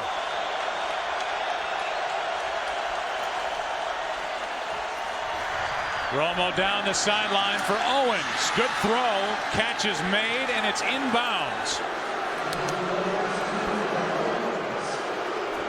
Good throw to get it to Terrell Owens, 35 yards around Asante Samuel. Yeah, they just ran Terrell Owens on a go route, and he's able to get position there on Asante Samuel, and a perfectly thrown ball by Romo. You know, this is one of the big plays. They know, the Eagles do certainly, that in order for the Cowboys, they cannot just methodically drive the ball down the field. They'll run out of time before they're able to put enough points on the board. They need big chunks like they just got. A blitz. Marion Barber loses the football. Rogelio Hansen on the return. Only Romo can get close to him. It's another defensive touchdown. Dawkins stripped another.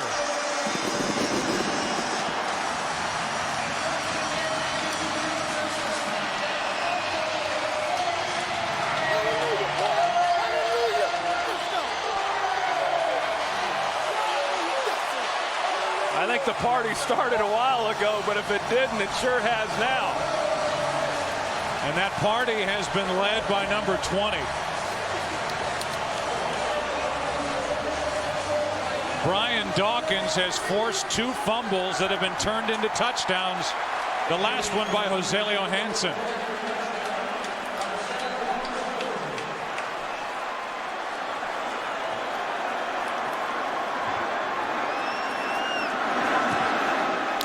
(41-3). Dawkins knocked it out.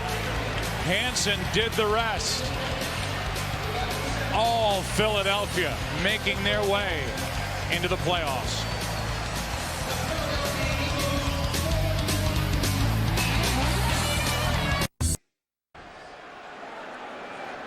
(41-3). Philadelphia leading with 8:11 left in the third quarter.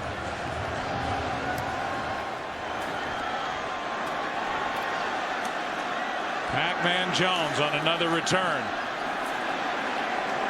Out to the 30. We'll take a break, come back. The Dallas offense, maybe I should say the Philadelphia defense, will be back on the field when we return. Andy Reid still imploring the crowd to make noise. He's been doing that throughout the game. And I don't think he's going to take his foot off the gas either. Neither will Jim Johnson. You wouldn't expect, as Roy Williams can't make the catch. Not only did the Dallas Cowboys lock Roy Williams into a long, expensive deal, but they gave up a lot to get him. A first and a third-round pick at the top of that trade to Detroit. A lot to give up, and you know, you feel like you'd seen enough of him when he was at Detroit to warrant giving up, you know, that much compensation. They haven't seen it pay any dividends here for the Cowboys. Romo's in trouble again. Clemens up his back, knocks it out. Trevor Laws on the fumble recovery.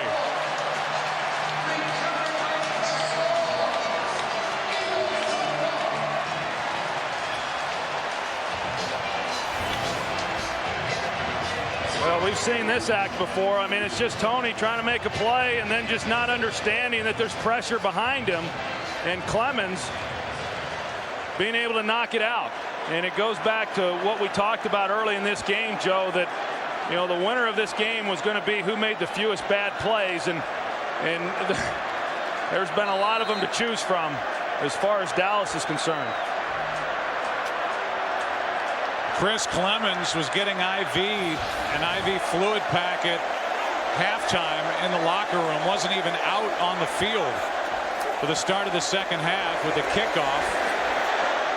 Has a fumble return for a touchdown, and now this one for Reggie Brown is incomplete. Here's a game break. Here's Kurt Menefee. Jets and Dolphins in the Meadowlands, and the former Jet Chad Pennington hooking up with the former Cowboy Anthony Fasano to put Miami on top 21-14. If Miami gets the win, they win the AFC East and eliminate New England from the playoff. A Jets win, the Jets probably still don't make the playoffs because Baltimore is up by 20 on Jacksonville in the third quarter. Got it, Joe?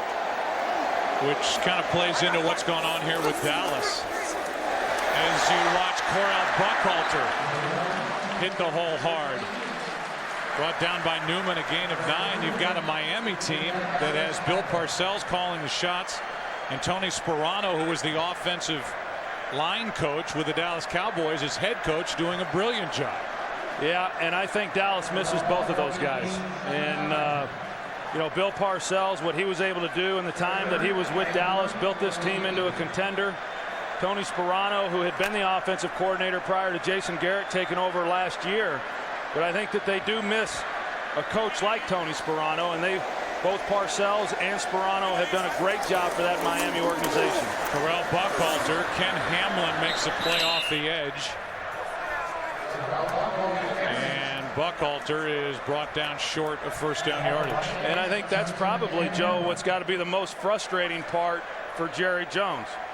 In that you're talking about a Miami team that had won one game all of last year. Nobody expected anything from them. And then you've got a Cowboy team that most people were picking to go to the Super Bowl. And that was based on the fact that many, and I still think a lot of people still believe that this is the most talented football team in the NFL. But as we all know, talented teams don't always win championships. The team part of it could be questioned. No doubt there are a lot of talented individuals on this Dallas Cowboy club. As Akers hits from 41. It has been a long day for Tony Romo, who can just hang his head down by 41.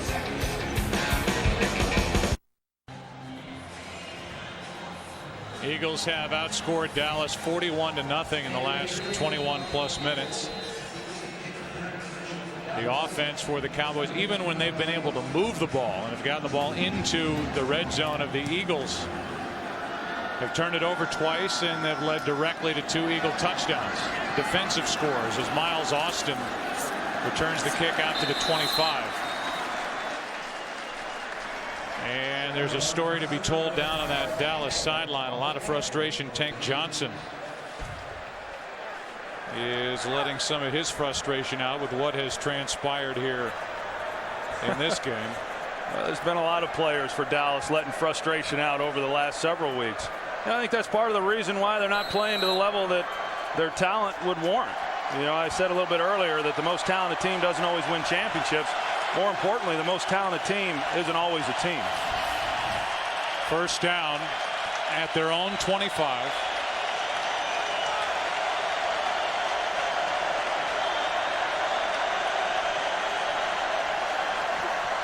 The Eagles still coming after Romo, and the pass is caught by Witten, who gets crunched by Stuart Bradley, a gain of 7.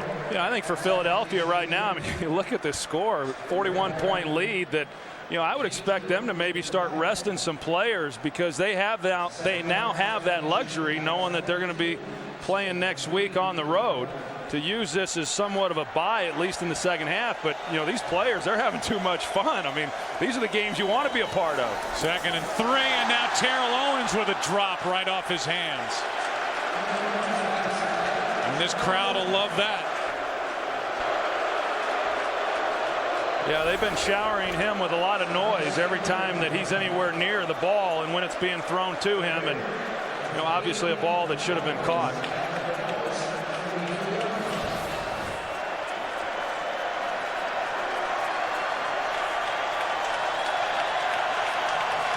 They teach them young here in Philadelphia.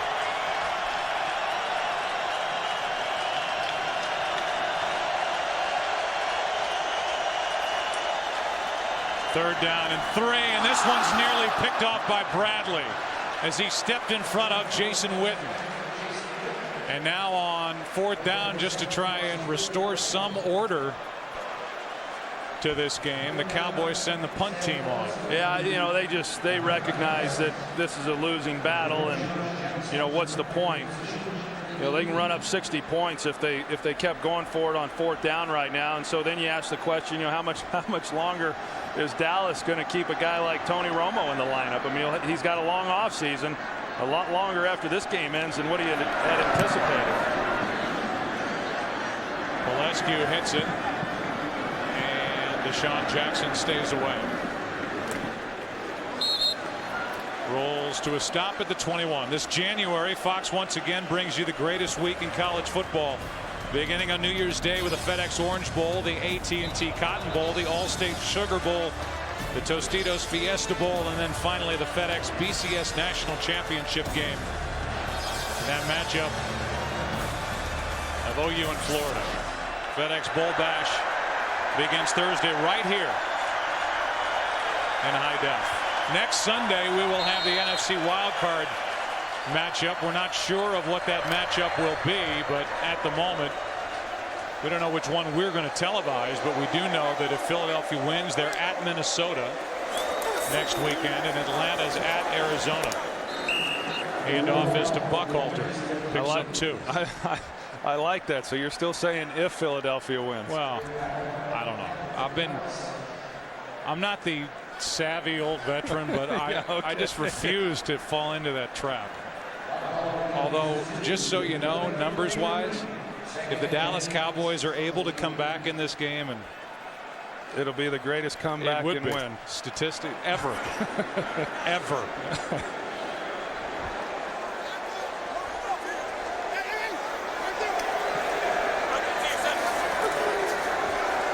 They fake the handoff. McNabb dumps it off to Selleck, who's had a nice day. In place of the injured L.J. Smith. And Selleck has a first down, and Brian Dawkins is going to leave the field and I guess get looked at.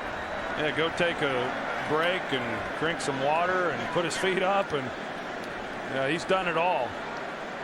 You know, as I said, you know, Andy Reid, he hasn't taken his foot off the gas. I mean, they're still rolling out and throwing the football, and you know, while these guys are out there, they're going to throw and do what Andy Reid does. And I would be surprised if maybe after the series we don't see some out of Kevin Cobb, you know, for him to get a chance to play and maybe do a little better than what we've seen of him. Hand off to Buckhalter. I'd be shocked if we see any more Brian Westbrook in this game. I mean, you talk about a guy that your offense revolves around. And if we do, I would put that in the category of a mistake. I mean, I'm with you. This is to the point now where Andy Reid, whether it's McNabb or whoever, can start to look ahead to next week. No doubt, because you know, hey, in talking with Andy the other day, as I said to him, I mean, you got to feel pretty confident that if some way you're able to get into the playoffs, this team can play with any one of them. You know, they just beat the Giants a few weeks ago. Right now, the #1 seed. That was at New York. Here's Buckhalter. You talk about terrible tackling. The Dallas Cowboys have not seemed to have any desire to make tackles the last couple of weeks, whether it was against the Ravens or now here against the Eagles. Trey Battle makes the stop after a 33-yard run. And Buckhalter's had a nice game. Yeah, he has. It's good to see him playing. You know, after what he went through earlier in his career and missing 3 seasons because of knee injuries, it was about over before it ever even got started. And right now, I mean, when the score is what it is, but I think even from when this game started, Joe, watching the two teams, the Eagles just seemed like they had more fire and more of a want to than what Dallas had. And I hate to say that because I think in a lot of ways it's unfair, but that's what I saw watching these two teams right from the start. I can't believe that Brian Westbrook is going to carry the ball, but he is in a 41-point game. And there are Philadelphia Eagle fans that have to be holding their breath. I mean, what is there to gain out of this except, I mean, Westbrook knows what he's doing, and it's time to put him.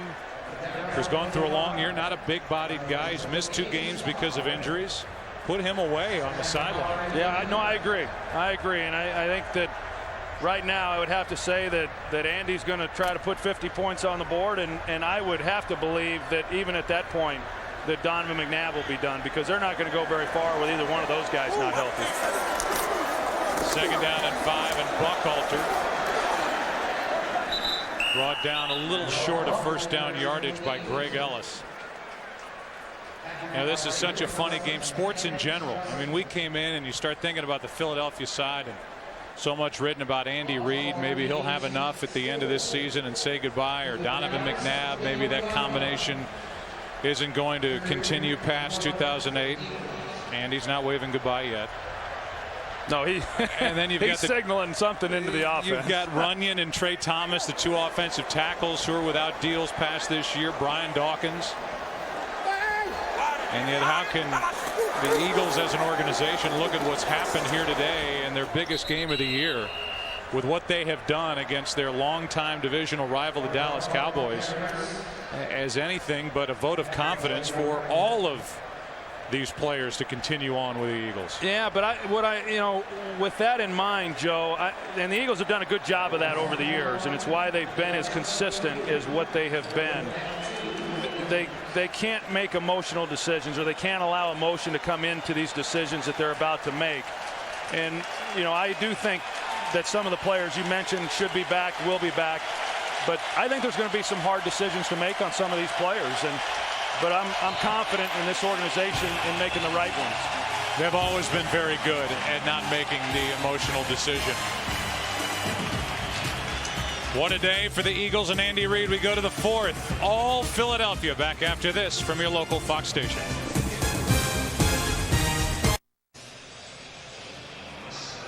It's 4th down and 2 for Philadelphia, and a 40-yard try now from Akers, who is 3 for 3 and has only missed 3 field goals in his career against Dallas. And this one is wide left. So it remains 44-3. So Akers 3 out of 4 on the day, and there have been a couple of turnovers in this game. The first half interception by Sheldon Brown. The fumble by Pac-Man Jones. Stripped away from Tony Romo by Dawkins. Returned for a touchdown by Clemens. Another forced fumble by Dawkins. Hansen got the touchdown. Then Clemens got the last forced fumble on a sack of Tony Romo. And there have been 5 Philadelphia takeaways. 27 points off those takeaways.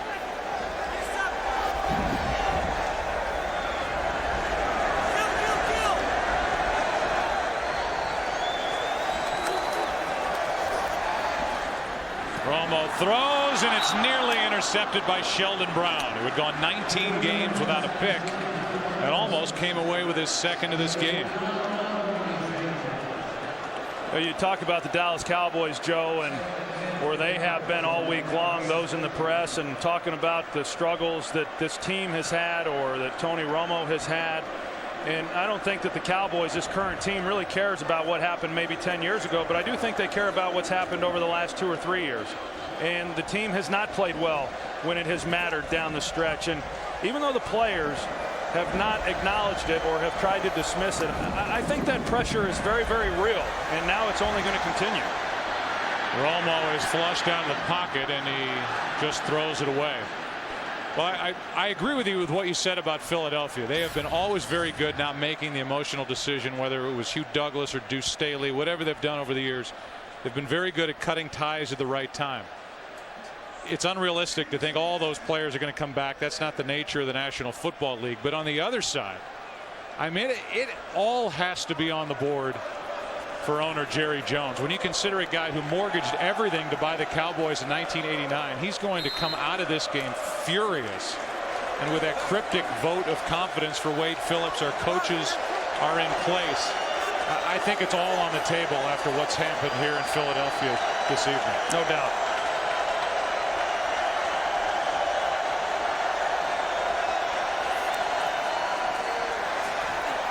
Pass is complete to Roy Williams, just his 2nd catch of this game. Go Kong on the tackle, a gain of 8.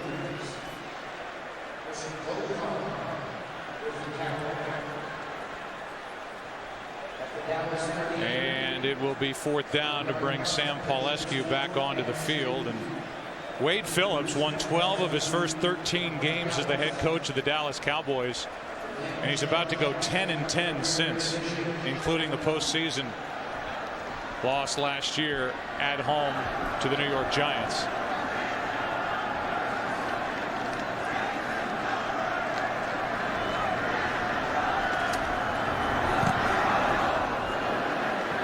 Paulescu hits it. Deshaun Jackson with a fair catch.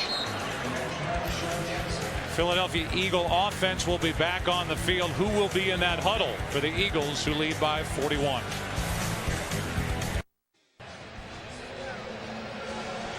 Tony Romo's December record about to go to 5-8, and for the Cowboys this December, after so much talk going into that rough schedule, they'll be 1-3 at the end of this month.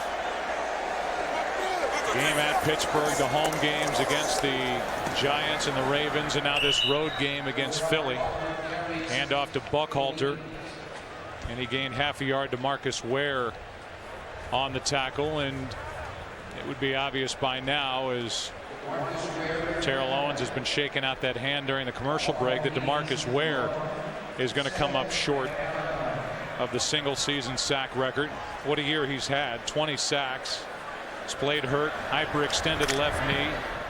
Played through that the week after Thanksgiving. 20 sacks on the season to this point. How much more are the Eagles going to throw the ball up by 41? Maybe not at all, as Buckhalter carries it over the right side, gain 3. And I think to follow up on that, Joe, I think it goes back to a conversation I had this week with corner Terrence Newman, and you know, what happens if this Cowboy team doesn't make it to the playoffs? He said everything's for naught. Well, DeMarcus Ware's sacks are for naught.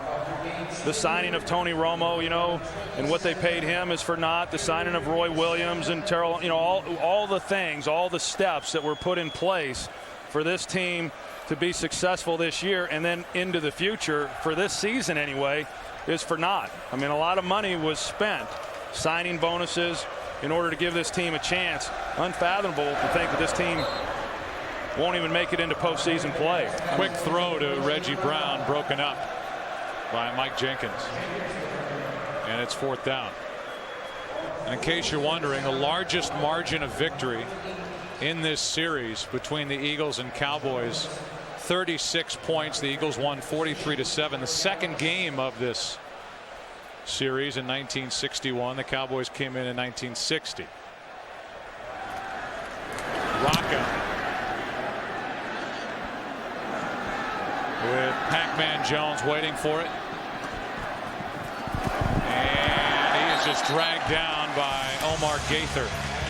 A return of just 2 yards. 44-3 Philadelphia.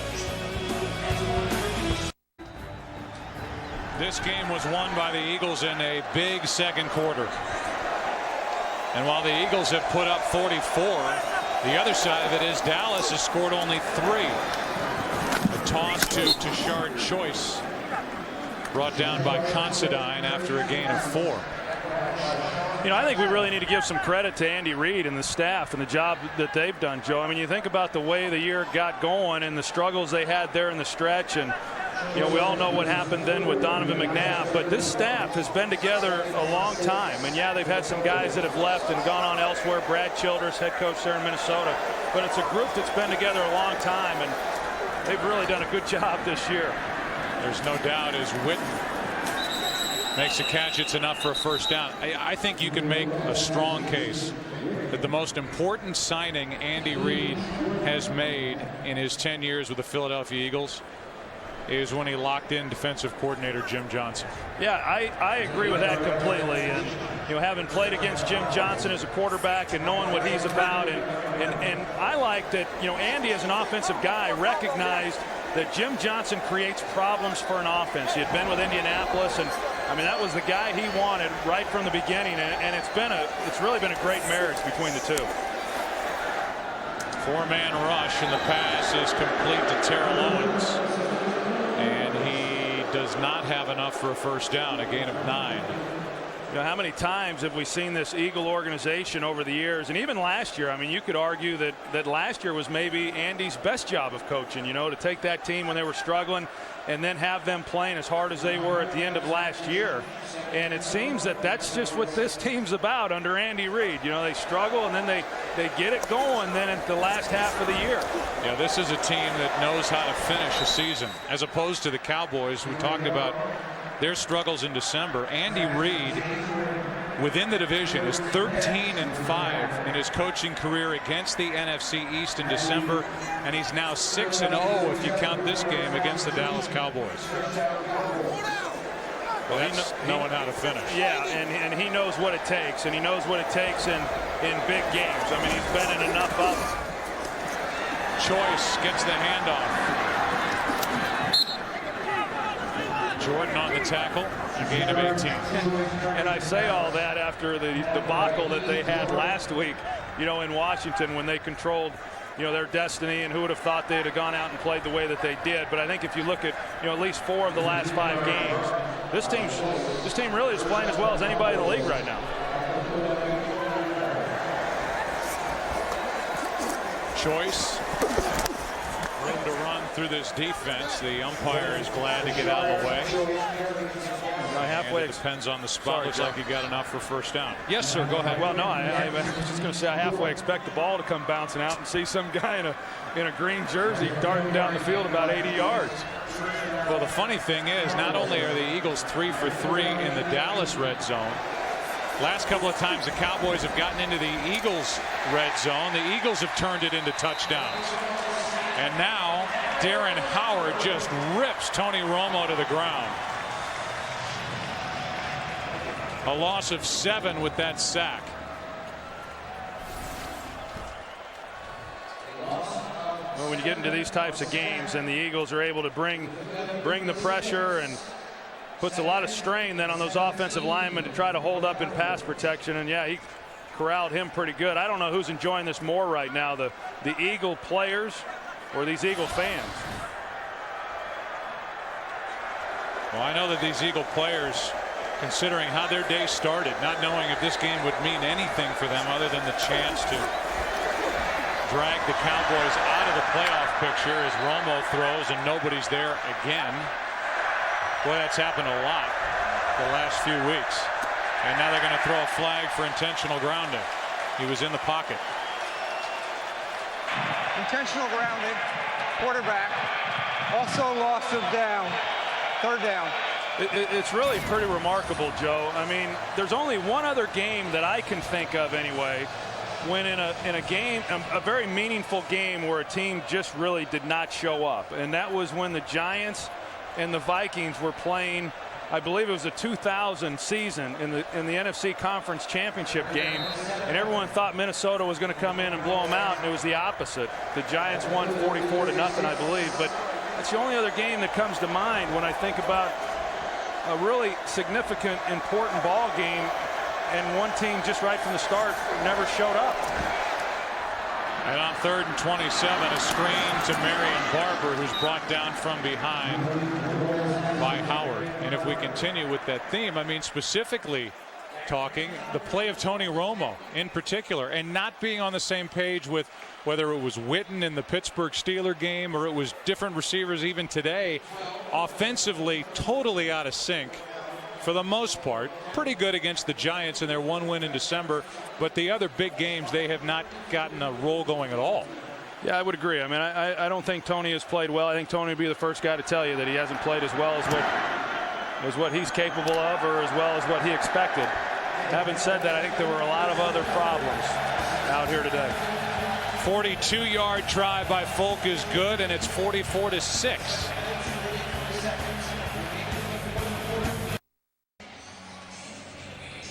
Eagles are about to get the football back. Quentin Demps is the only one back for Philadelphia, as the Eagles half expect an onside try. But it's a regular kickoff, and here's the return by the rookie Demps. There's nowhere to go. There was no blocking in front of him. And he's wrapped up around the 10 by Trey Battle. 5-yard return. A lot of celebrating defensive players for the Eagles. Even number 5 smiling all day long.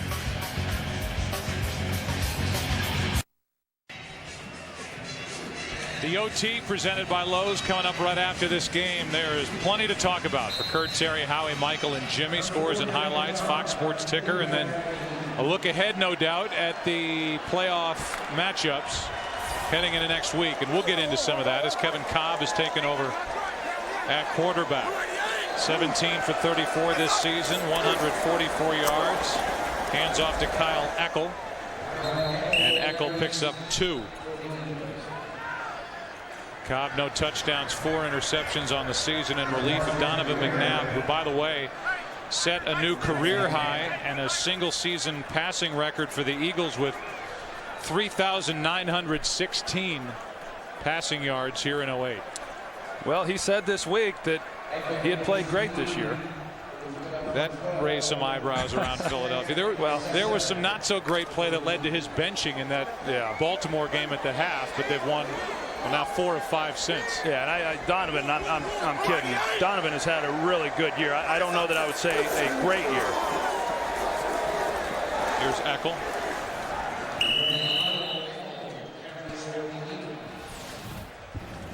You talk about his career, Troy, and the franchise leader in all of these categories. Completions, attempts, completion percentage, pass yardage, TD passes. It ends on a big one. And it's not that one. You could make a case for that one, and playoff wins. Yeah, I just don't know that Donovan needed to be the guy coming out and saying whether or not he played great. And I know him well enough to know that at the end of the day, you know, winning is what is most important to him, and as it is for every quarterback, or at least should be. But I almost sense that he was saying it sarcastically just because of the way the year has gone with him, maybe with the local media. On 3rd down, Eckel loses 4. Play was made by Ratliff, a Pro Bowler, and it's 4th down. You know, we talked a little bit about it earlier and then last week as well, and you know, sometimes it's hard to, sometimes you get used to players, you get used to coaches, and people in Philadelphia have grown accustomed to Donovan and Andy Reid, and you know, you just want to see change just for the sake of change, and I think you always got to be careful on what it is you wish for. Andy Reid, I think, is a heck of a football coach, certainly one of the top head coaches in the league, and I still believe Donovan McNabb is one of the top quarterbacks in the league. There's no doubt. As Pac-Man Jones is hit and dropped by Demps. The Philadelphia Eagles will tangle with the Minnesota Vikings next week. A 10-6 record. They won the North. The #1 rush defense. And they've got a superstar at running back, and the only knock against Adrian Peterson, who is a stud in the NFL, is putting the ball on the ground. Yeah, you know, and I think this sets up pretty well for Philadelphia. I mean, when you look at this game against Minnesota, Minnesota wants to run the football. Philadelphia has done a great job all year of stopping the run. They're going to get tested severely with Adrian Peterson, and then for Minnesota defensively, they've struggled stopping the pass, which is really what the Eagles are about. I think that's going to be a heck of a ball game next week. Brooks Bollinger comes in and has to use a timeout.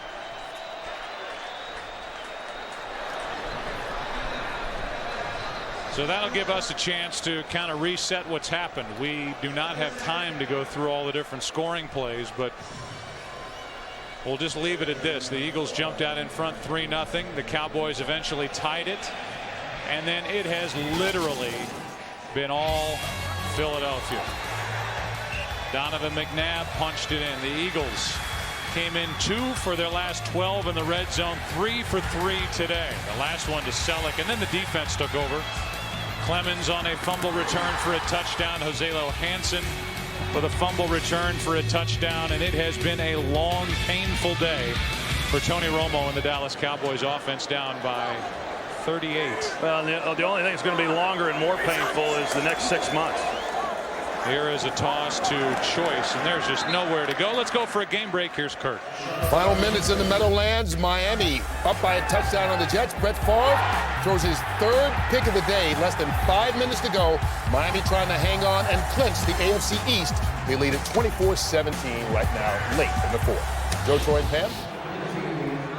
Third pick of the day, Kurt, and Brett came in with 1 touchdown, 6 interceptions in his last 4 games. Well, and some people in Green Bay would tell you that that's why they didn't want him back in Green Bay, was because in some of those games like that and in playoff games, Brett did not play well, and he hurt his team and he cost them a lot of games. So despite that start, as the pass is complete to Martellus Bennett by the New York Jets, despite that start of 8-3, they could finish the season 1-4, and both Aaron Rodgers and Brett Favre will be out of the playoffs come January. 3rd down and 3 here for Dallas. Yeah, I don't know which team more was expected from going into the season. You know, I would probably say the New York Jets, because they got Brett Favre, whereas the Packers, even though they were 13-3 a year ago, went to the championship game, they lost Brett Favre. Bollinger is swallowed up by Clemens, who's had a fantastic day. And they just keep adding to the defensive statistics to put a smile on the face of their coordinator, Jim Johnson. I tell you, and I like Chris Clemens too, and getting ready for this game and seeing some of the games that he had played prior to today. He's a very versatile, athletic guy, and if anybody questioned that, all they had to do then was see his fumble return for a touchdown. You know, I'll go back to, as we see Jeff Lurie, he's celebrating. I'll go back to how it's shaping up well for the Eagles in the playoffs. I mean, if they are able to get past Minnesota, then they're going to be playing at the Meadowlands against the Giants, and you know, clearly a team that each team knows very, very well. But I don't think Philadelphia would go into the Meadowlands thinking they didn't have a chance. Polescu hit a good punt. Out of bounds at the 2. Well, they got something to be happy about, right? Well, you also have the Brad Childress factor. You know, the former offensive coordinator here with Andy Reid and the Philadelphia Eagles, now finally getting the Vikings their first divisional championship since 2000, and that will be one of the 2 matchups. The other one, as you look at what's coming up, the OT presented by Lowe's right after the game. The other matchup is really interesting because you've got an Arizona team that got off to that fast start. They're winning, last time I looked at the scores, and we're winning big at home against Seattle, but they've really stumbled down the stretch, and now that game's a little tighter, 31-21 against an Atlanta team, Troy, that was 4-12 a year ago. Hand the reins over to Mike Smith, the new head coach, and the football over to Matt Ryan, and here they are. They almost won the division. Well, I got to tell you, what I've seen of Matt Ryan, the Atlanta Falcons, I think they're going to be around a while. You know, I mean, when you look at the Philadelphia Eagles, you know, Jeff Lurie and bringing in Donovan McNabb, or you think of the Indianapolis Colts and Peyton Manning. I mean, when you've got a guy who you can start building things around, and they thought they had that guy in Michael Vick, but they now have it, and they know they have it in Matt Ryan. I think the Atlanta Falcons are going to be around a while. They're the number 5 seed. The Eagles will be the number 6 seed as Eckel bounces off a tackle. Comes up a yard shy of a first down, then kicks his legs into the gut of Brady James, and we are fast approaching the 2-minute warning. And when you talked about Andy Reid, Troy, this will now be the 7th time he has taken the Eagles into the playoffs in 10 years as the head coach here in Philadelphia. Well, I thought it was crazy that there were some thinking that maybe Andy Reid's job was at risk if he didn't win this game. I don't think, I'd be shocked if that ever entered Jeff Lurie's mind. 2 minutes left in this one. Philadelphia, they will be the number 6 seed. Took advantage of their chance here today, walloping Dallas. Asante Samuel, who was handed big dollars by Jeffrey Lurie coming into this season, celebrating. Jeffrey, he's got his beard going too. I mean, it's there. The scruff is there. 3rd down and 1. And a first down carry by Kyle Eckel, who won't go down. They call him the Admiral. Went to the Naval Academy, and we're under 2 to play. So while we heap the bouquets on the Philadelphia Eagles, this has to go down, and it's been talked about a lot, but it's here now as the most disappointing Dallas Cowboys team maybe in their franchise history. It's certainly the most expensive.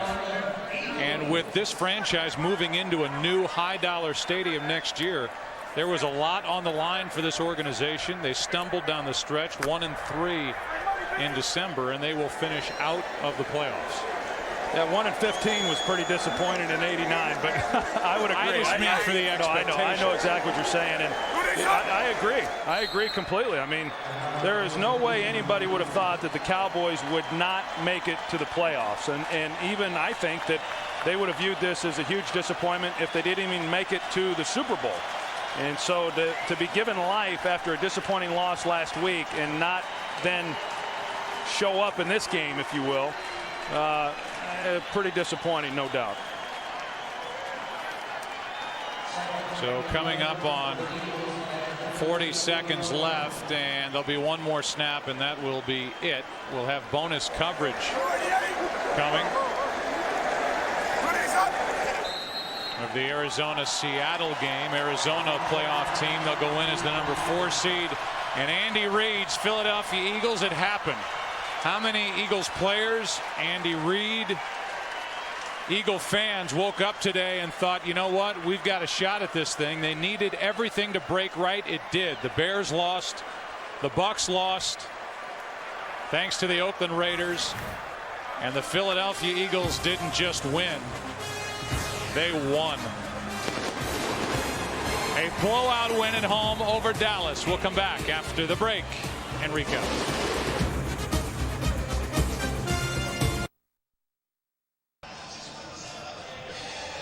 The only question was, what would the final score be? The answer, 44-6. Our UPS leaderboard. UPS, what can Brown do for you? Donovan McNabb, 175 yards, 2 touchdowns, throwing it, 1 rushing it. Buckhalter, a big day. Terrell Owens, 6 catches, a 100-yard evening for Dallas in the losing cause. That is it from us until next weekend in the wild card round. Congratulations to the Philadelphia Eagles. They are celebrating now the number 6 seed. For Pam and Troy, I'm Joe. Bonus coverage, Tom Brenneman, Brian Billick with Arizona-Seattle. Take it away.